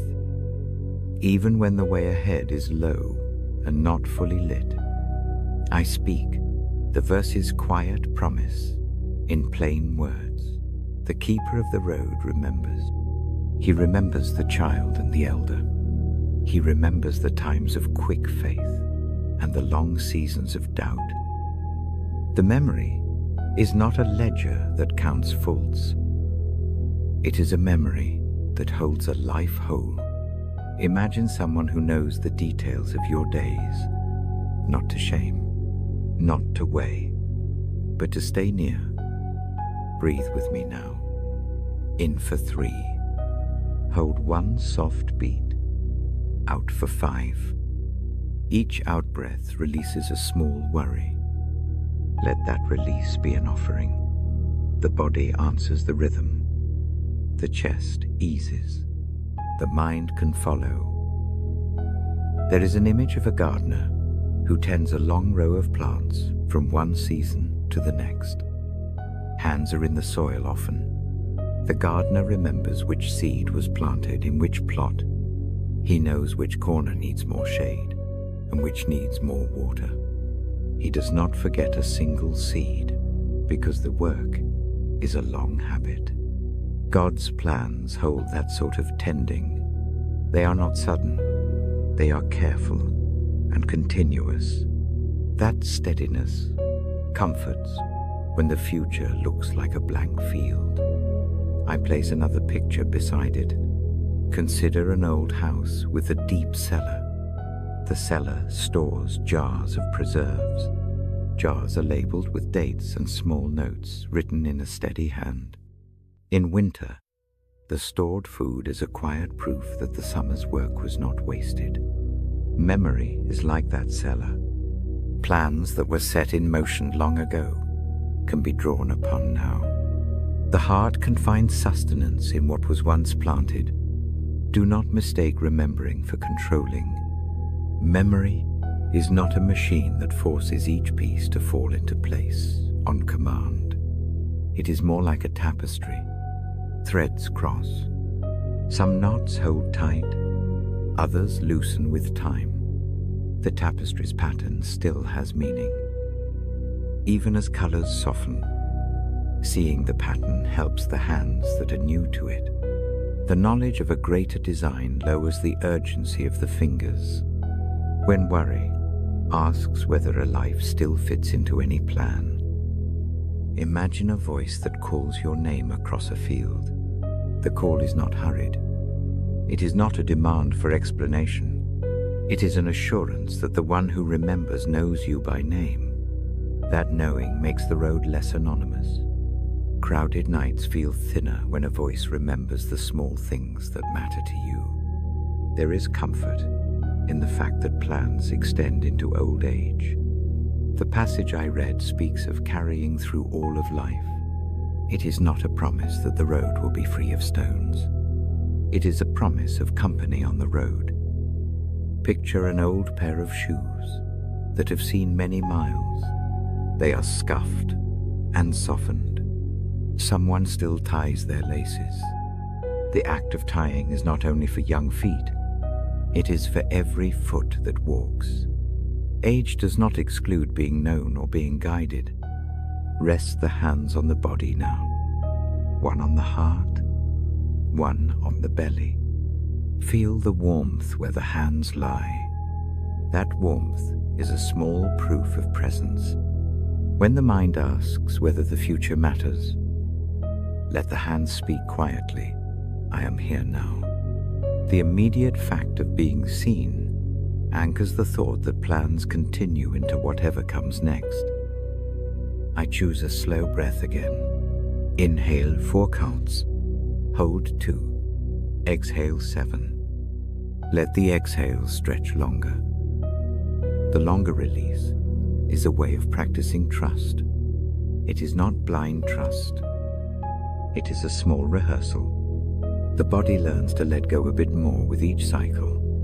The more the body lets go, the more the heart can attend to the steady promise. Imagine a lamp keeper who tends a line of beacons along a shoreline. Each night the keeper walks and checks the light. The beacons guide ships by small, persistent vigilance. A harbor's safety depends on the remembering of the lamp keeper. God's plans are like those beacons. They do not leave the shore dark. They may not show every sandbar, but they keep the way lit enough for a cautious step. There is also a soft invitation to remember what has already been faithful. Think of one small thing through your days that has been reliable. The sunrise, the cup of tea that warms the hands, the name of a friend who calls sometimes. Hold that small faithfulness in the mind. Let it stand as a witness that not everything is left to chance. Small proofs have authority in the night. Do not be troubled if details of the plan remain unclear. Clarity sometimes comes only as one walks. The map is helpful, But feet still take the next step. The practice of faith is not primarily to know. It is to trust the hands that keep the map. The feet learn the rhythm of the path by walking it. Allow the present step to hold your attention. If is like wind, name it gently and place it in a small basket in the mind. Do not let it become the whole room. Let it be only one basket among many. The one who remembers knows all the baskets. He does not let them overflow without help. The act of setting weary thoughts in a place calms the muscles that clutch at them. There is grace in the idea that God's plans outlast our schedules. Schedules are tight and loud. Plans are patient and broad. Imagine a long road that crosses seasons. The road is not hurried by clocks. It absorbs the weather. Plans have the same heart. They move through storms and still find a way. That steadiness makes the night less crowded with frantic thinking. I return to the image of a mother who keeps a quilt. Each patch has a story sewn into it. The quilt wraps a child at every stage. Even when the child grows, the quilt remains. It carries warmth from earlier nights into later ones. God's plans keep warmth across time like that quilt. They do not unmake the care that was given in an earlier hour. Breathe again slowly. In 3, hold 1, out 5. With the out-breath, imagine setting down one urgent question. Let it land like a small stone. It is still real. It is not flung away. Yet letting it rest frees the hands for rest. The motion matters. The hands that let go are the ones that later take what is needed. There is a gentle discipline in remembering God's plans. It is not a duty that feels heavy. It is a practice that calms. Each evening, I return to the book and the lamp. The routine itself is a way of training the heart to trust continuity. Habits are not magic. They are small scaffolds for a weary mind. The scaffolds make tomorrow feel reachable. Imagine a river that remembers its course, even in flood. The waters rise and pull at the banks. Yet after the flood, the river finds its bed again.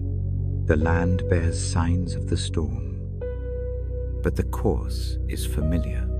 God's plans include restoration like that. The world can be reshaped by pain, and still a familiar way remains to walk. If fear whispers that nothing is certain, answer with a small truth. The one who made the stars does not forget the small lights in a life. That truth is not a loud argument. It is a patient reminder. Hold it close like a warm cup between the palms. Let it steady the hands. As I close this portion, place the mind on one small, tangible hope. A thing that can be seen tomorrow. It might be a call to make a single task to finish. A small act of kindness to offer. Keep that hope modest. A small hope is easy to carry. Let it be evidence that plans have feet. I mark the page with the ribbon and let the book rest. The lamp thins its glow, but does not go out. My hand pauses on the cover for a quiet benediction. May memory be a shelter tonight. May the plan that keeps you be long enough to hold seasons. May the hands that remember guide your steps. One small, steady footstep at a time. When you are ready, close the eyes. Breathe slowly. Let the thought of a map, a guilt, a lamp keeper settle near the heart. The night will do its work. The plans that were begun will go on. Rest now in the calm company of a care that remembers through every age and every hour. I open the page with a soft touch. The lamp makes its calm circle. The title reads in my mind, The Covenant of Peace. I pause there a moment.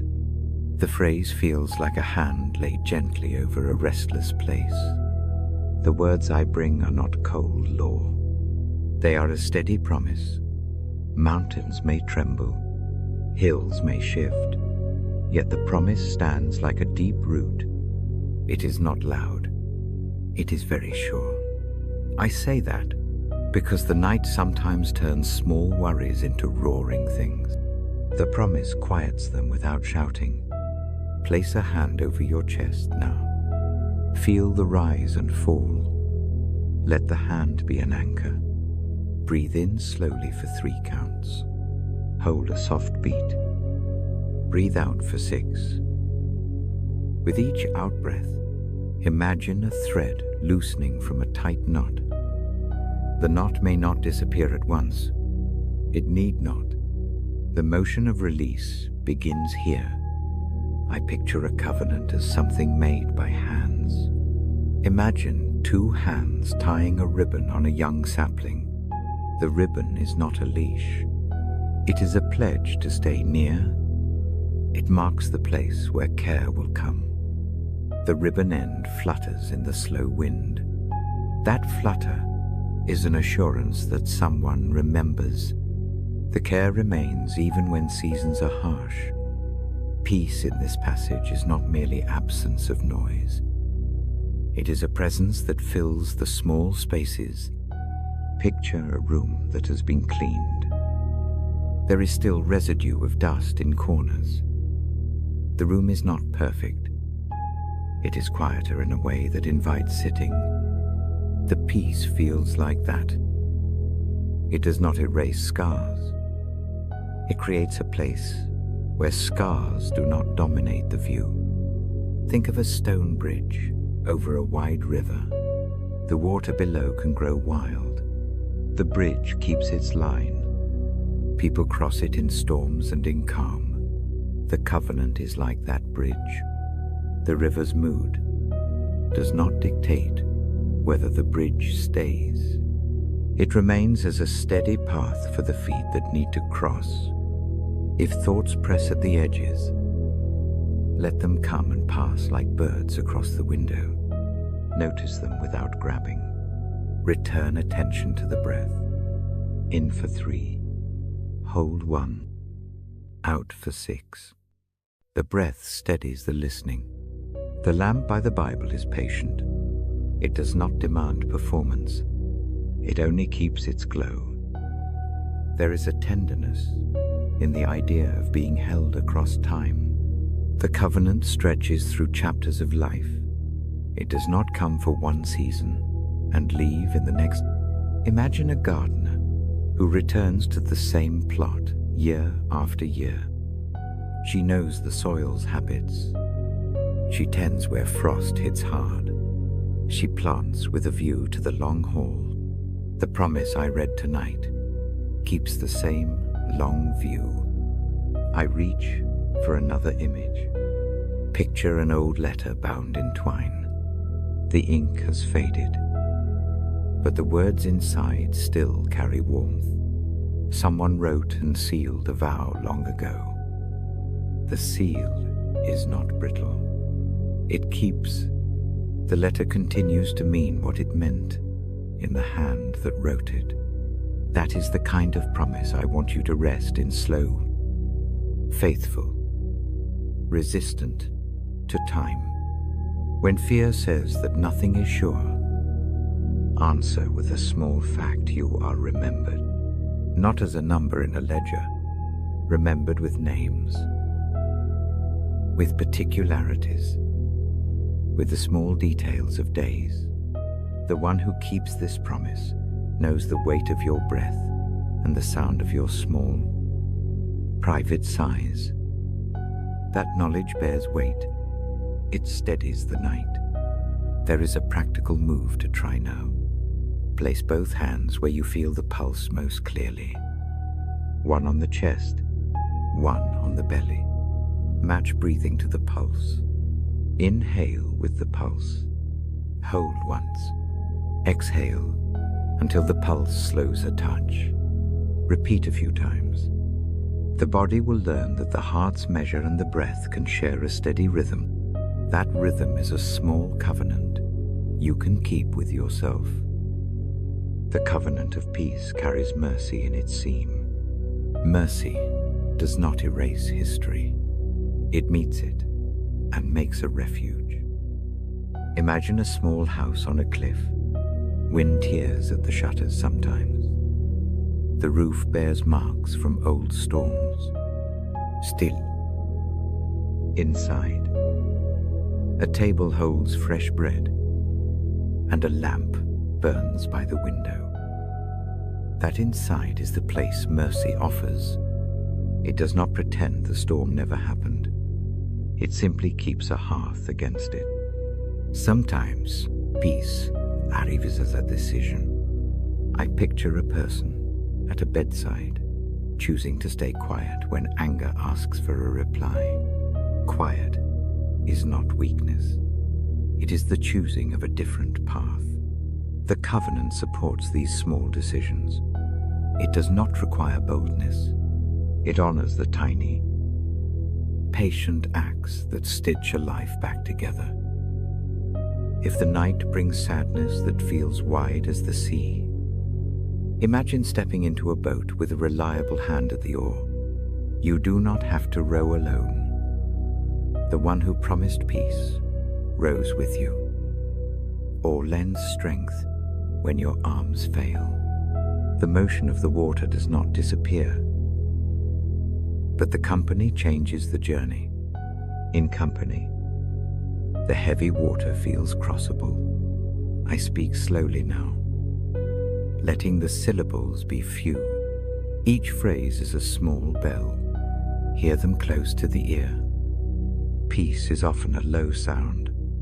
It is not the thunder of victory. It is the soft echo of a story that keeps on being told. Allow the echo to fill the room for a few breaths. There is no need to fix every knot tonight. Not everything must be solved by midnight. The covenant's pace is patient. Think of a tide that returns faithfully. Some nights, the tide moves slowly. Others, it comes with a sigh. Either way, the return brings new shape to the shore. The shore is altered. The covenant is the force that keeps returning to remake the edges gentler. If shame or guilt sits heavy, do a small thing. Take a slow breath and imagine laying the burden on a flat stone. Name it silently. Then picture a steady hand smoothing the top of the stone. The name remains, but the weight shifts. This is not magic.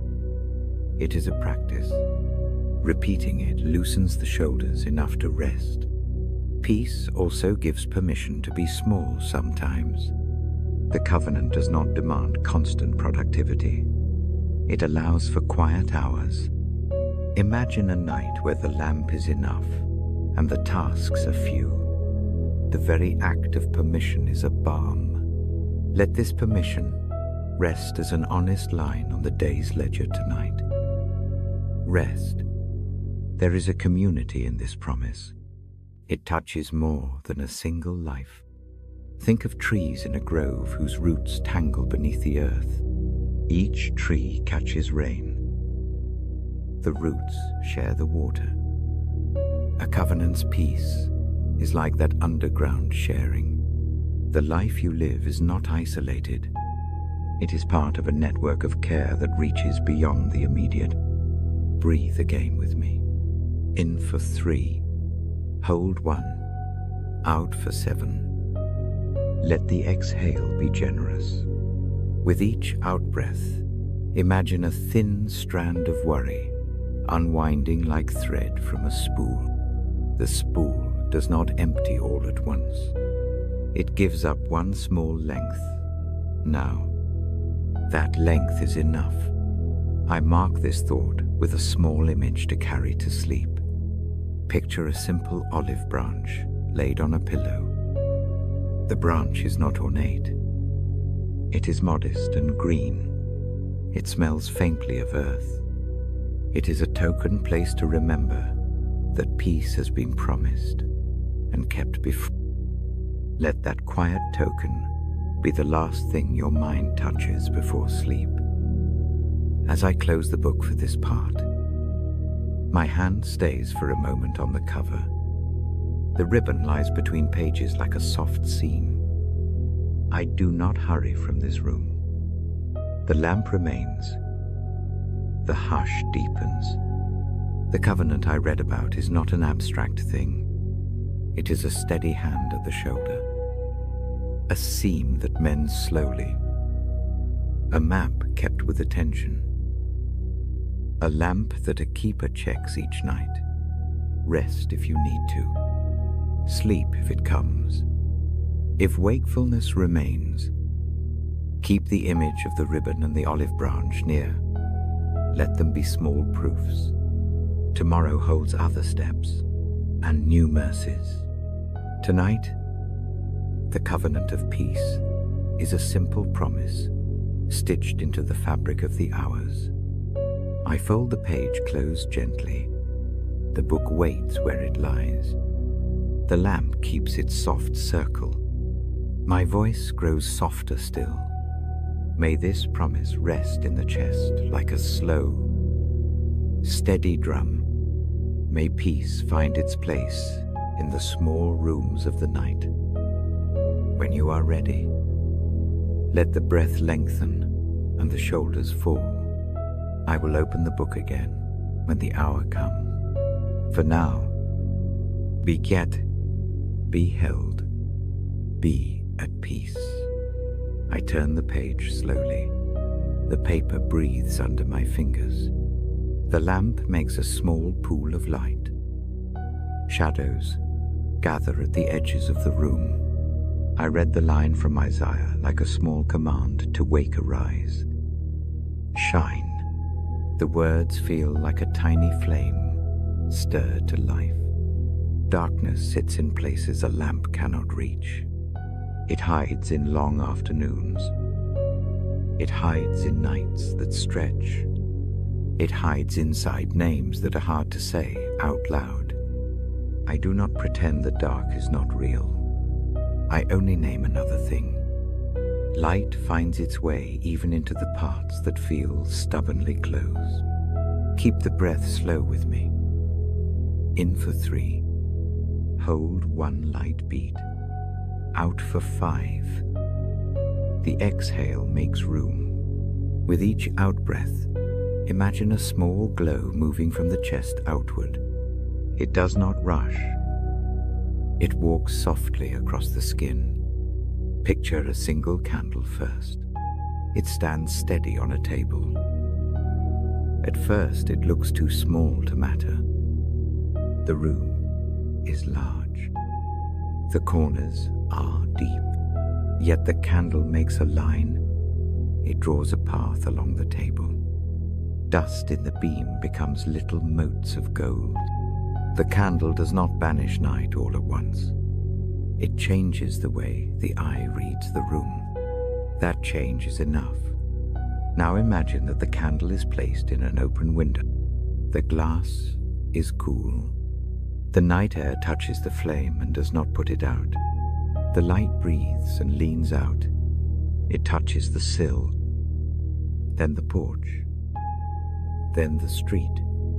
Each place the light meets loosens the hold of dark by a little. The widening happens slowly and steadily. There is a tenderness to light in Scripture. It is not a harsh glare. It is a kind of steady keeping. Think of a lantern carried on a soft path. The carrier walks with care. The lamp warms the hands as well as the way. Whoever holds it does not hurry. Their steps are predictable. That steadiness is what the phrase means when it asks the light to rise. If heavy thoughts come tonight, do not wrestle them. Lay them where hands can see them. Picture those thoughts as folded cloth. Unfold each piece slowly. Set one piece at a time under the candlelight. The things look different when the flame touches them. Edges soften. Couleur retourne. The motion of seeing is also a motion of letting go. There is also a deep image of dawn here. Imagine the horizon as a thin seam of pale blue. The sky does not explode into color. It yawns. It draws its first breath. The dark on the hills recedes like a tide. Morning comes by degrees. That gradual coming teaches patience. It reminds the heart that shifts can be quiet and real. I read with a quiet cadence. Each sentence is a small bell. Pause between phrases and feel how the silence takes shape. The silence is not empty. It is a place where light can rest and gather strength. Let the stillness be a soft mattress under the words. Light in the night is often a sign of care. The smallest light suggests that someone keeps watch. That knowledge alone changes a room. It turns a lonelier night into a place where company exists. Imagine a lamp by a bedside. Its glow says, I am near. That nearness is the kind of mercy spoken of in these lines. Try a simple practice. Close the eyes if that feels safe. Imagine a dot of light just below the ribs. It is warm and steady. With each in-breath, the dot brightens a touch. With each out-breath, it spreads a little farther. Do this for 5 cycles. Notice how the imagined light alters the sensation of the chest. It does not dispel all heaviness. It makes room for something lighter to be remembered. The light I read about comes not primarily as an external fix. It begins within small places, a softened memory, a forgiven ease, a decision to set a burden on a table. These interior motions feel like candlelight. They do not roar. They make tasks possible that once seemed impossible in the dark. Remember, a place where light changed a night for you. Perhaps it was the first time a kind word was given when it was wanted least. Maybe it was a steady hand on a shoulder. Hold that memory like a match to the imagined flame. Let the memory catch and warm the present. The past approach becomes a pattern the mind can borrow. There will be times when the dark is thick, despite good light. In those hours, the light may be dim and the heart tire. That dimness is not a verdict. It exists. It may need to be tended. A lamp sometimes requires trimming. A wick needs steady attention. The small, practical acts of tending matter. A warm cup, a steady chair, a brief reading of good words. Each is a tending of the light. I put a practical image beside the poem of dawn. Picture a house with many rooms. One room is used less. Cobwebs gather. A lamp is carried into that room. The light does not demand the entire house be rearranged. It only asks that this single room be made ready for presence again. The change may be small, but it is enough to invite footsteps back. There is comfort in the idea that light notices small things. It finds cracks in pots. It shows new green in tired plants. The noticing itself is a kind of mercy. Imagine being the thing that is noticed. The heart relaxes at the attention. Attention that is kind heals by making things seen rather than judged. If worry claws at the edge of sleep, anchor with breath. In for 3. Hold 1. Out for 6. On the out breath, imagine light creeping along the spine like a soft ribbon. It does not flood the mind. It merely makes a line to follow. Follow the line. Let the eyes soften behind the lids. Darkness sometimes creates strange companions. Old fears take the shape of shadow and stand nearer than they should. Invite them into the light by naming them inside. A name is not a debate. It is an act of bringing to daylight. Say the thought in the mind, no more than a single phrase. Then let it rest. Naming reduces the shape of the fear. The image of a lighthouse comes up as well, a tall lamp on a distant shore. Its beam sweeps the sea in a measured way. Ships do not always see the whole tower. They only need the arc of light that keeps their course. The lighthouse is a servant of safe passage. So is the light that Scripture promises. It does not promise to blot out every hazard. It promises to guide enough to keep passage possible. Now imagine that the light you carry is not only for personal use. It spills. A neighbor sees the glow through a window. A friend walking by notices a warmer street corner. Faith is often that spill. One small lamp can become a line of lamps when care is shared. The act of staying with light helps more than the single room. Gentle practices help keep this lamp. A small prayer whispered in the dark. Reading a single good sentence. Placing a hand over the heart and feeling its beat. These acts do not cure all doubt. They steady the hands that must go on in the morning. They are the daily work of light. I read these words from the Bible as a bedside song.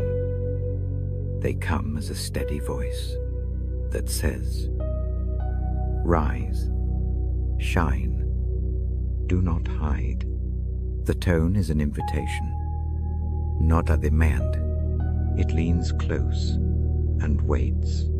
That waiting is part of the gift. It allows the weary enough time to find a match. If tears come in the hush, let them be part of the way light works. Tears are not failures. They are a cleansing that sometimes precedes clearer sight. The salt lifts some things from the eye and makes the surface bright again. Crying does not make the lamp go out. It sometimes polishes the glass. The small promise in Isaiah calls for action that is humble. Stand up, move a little, open a curtain, light a candle. The steps are small and ordinary. Their ordinariness is exactly why they work. Grand gestures need grand moments. Small lights keep ordinary nights possible.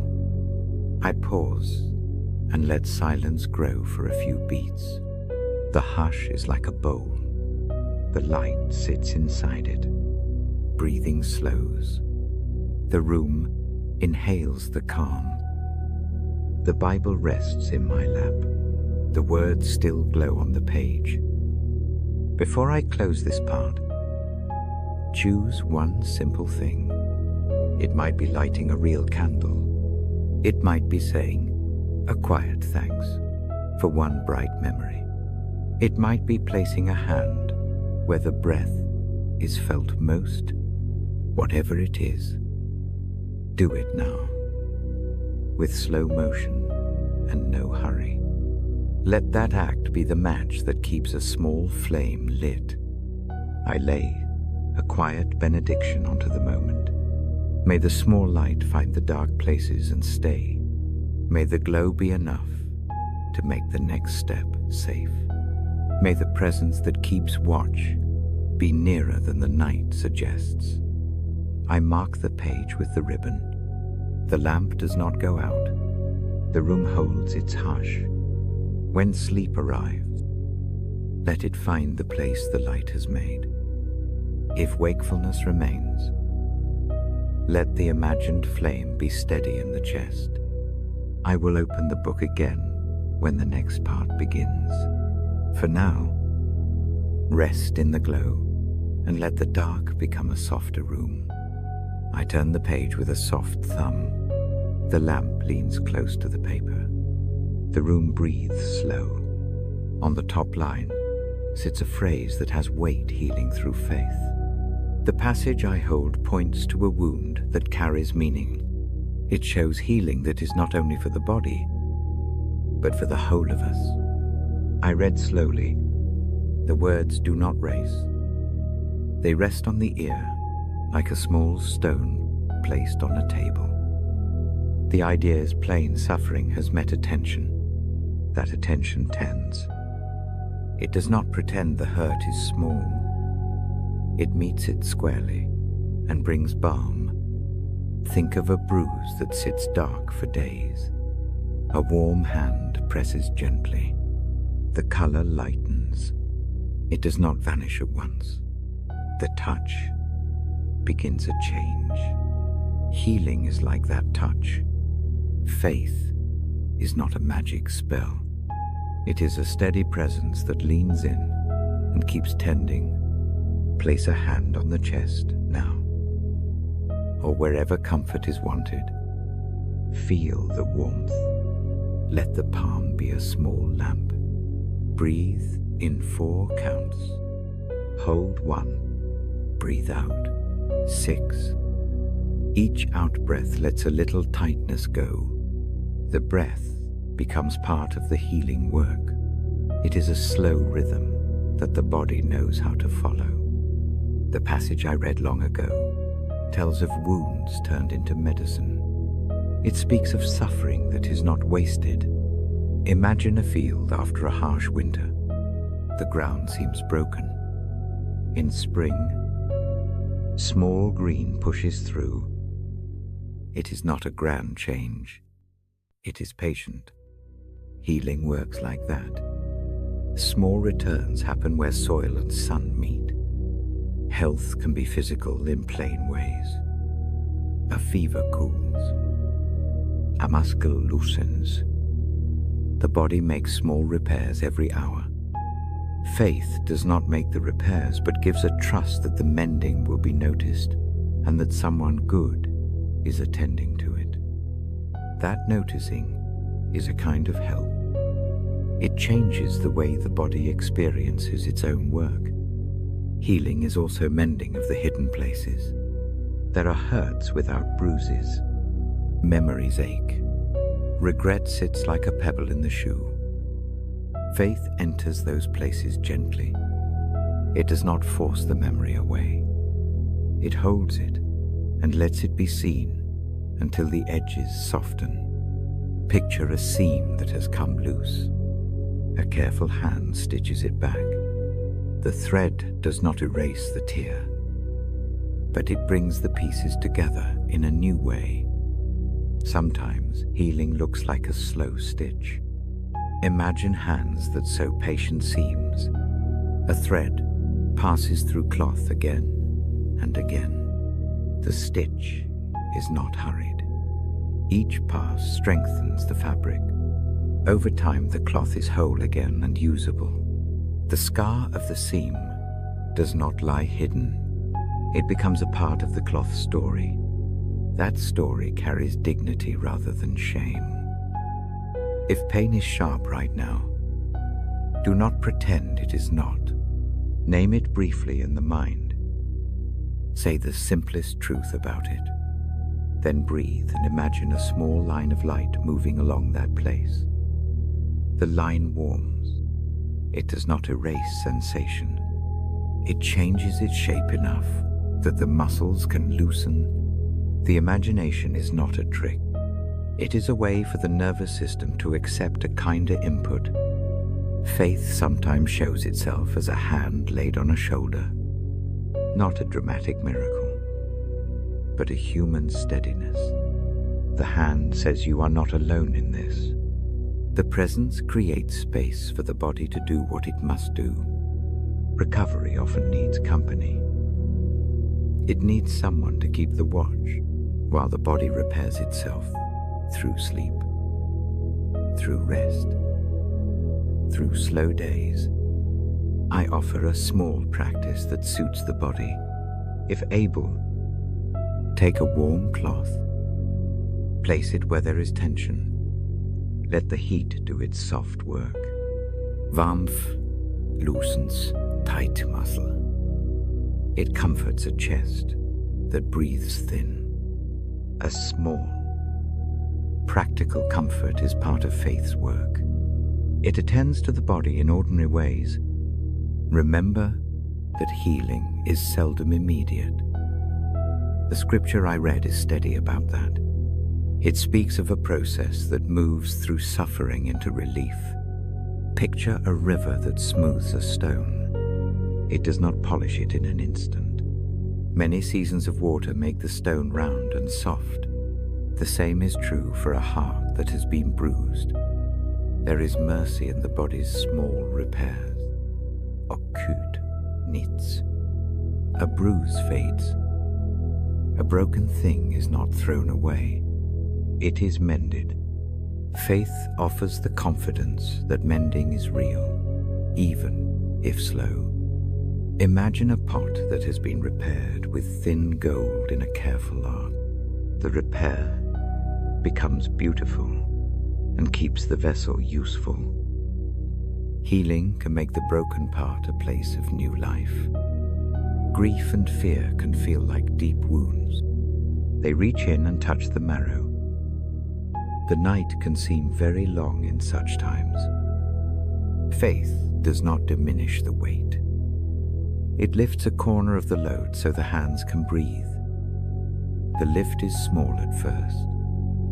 It grows as trust expands. You hardly notice the change until one morning the chest feels less cramped than the day before. I keep my voice low. Short sentences. Each phrase becomes a small step for the ear. This tone gives room for sleep, if sleep comes. The reading is meant to be a steady pace that the body can match. The breath aligns. The heart learns a softer cadence. If rest is hard, try a focused breathing for the place that aches. Put one hand on the place. Breathe into the hand for 3 counts. Hold 1. Breathe out for 6. Picture the out-breath carrying away a little of the pain. Like a leaf on a slow stream, do this for 5 cycles. The body will answer with subtle shifts. Muscles that have gripped will begin to loosen. Healing faith also shows in community. A neighbor brings soup. A quiet prayer is said at the bedside. A familiar voice stays on the phone for a long minute. These acts are not showy. They are practical. They are part of how bodies and hearts mend. The presence of others matters. The small kindnesses make the long nights shorter. There is also a simple permission to accept help. Pride can make hands refuse an offered cup or a guided step. Acceptance is not weakness. It is wisdom. Imagine 2 hands carrying a load together. The load is lighter. The journey continues. The choice to be helped is itself a small act of healing. Suffering sometimes points to deeper meaning. The scripture suggests that wounds can matter, that they can be woven into a larger story of care. This is not an argument that pain is good in itself. It is a reminder that suffering does not have to be meaningless. In the soft light of that thought, it becomes a place where kindness can enter. If sleep arrives now, let it come. Sleep is a healer. The body repairs in the dark. Dreams sometimes stitch up the torn places with surprising threads. The mind does not need to hold the whole repair project awake. Let the hands rest. Let the eyelids fall. The book will wait. If wakefulness stays, rest the mind on a single small image, a hand pressing a warm cloth, a seam sewn with steady stitches, a stone smoothed by water. Hold that image like a pebble. Turn it in the mind. Notice its edges and its small weight. The image is an anchor that the heart can rely on through the hours. I will mark this place with the ribbon. The lamp keeps its circle of light. The page lies ready for the next night. When the voice returns, more gentle lines will follow. For now, let the thought of quiet tending sit near the chest. Let healing be patient. Let faith be the steady hand that watches over the slow work. A short blessing before the page closes. May warmth find the places that ache. May hands come that steady and whole. May rest give room for repair. May the small, sure presence of mercy gather the loose edges into a gentle shape. Sleep, if you can. If not, breathe slowly and hold the image of mending in the mind until morning. I turn the page and let the lamp settle its light. The room breathes slow. My voice is low. I read the phrase again in my heart, an invitation to rest. The text leans that way. It calls quietly to come and be still. I sit with the Bible open. The ribbon lies like a small seam. I place my hand near it. The book feels familiar under my palm. I do not speak of doctrine tonight. I only offer a bedside voice. I read to keep watch with you. Rest is not absence of work. It is a welcome into a shelter. Imagine a simple room made for that welcome. The walls are thick. A small window frames a single star. A bed waits with soft linen. Light spills like honey across the sheets. The place is not ornate. It is honest and safe. I ask you to find a posture that lets the body agree. If you lie down,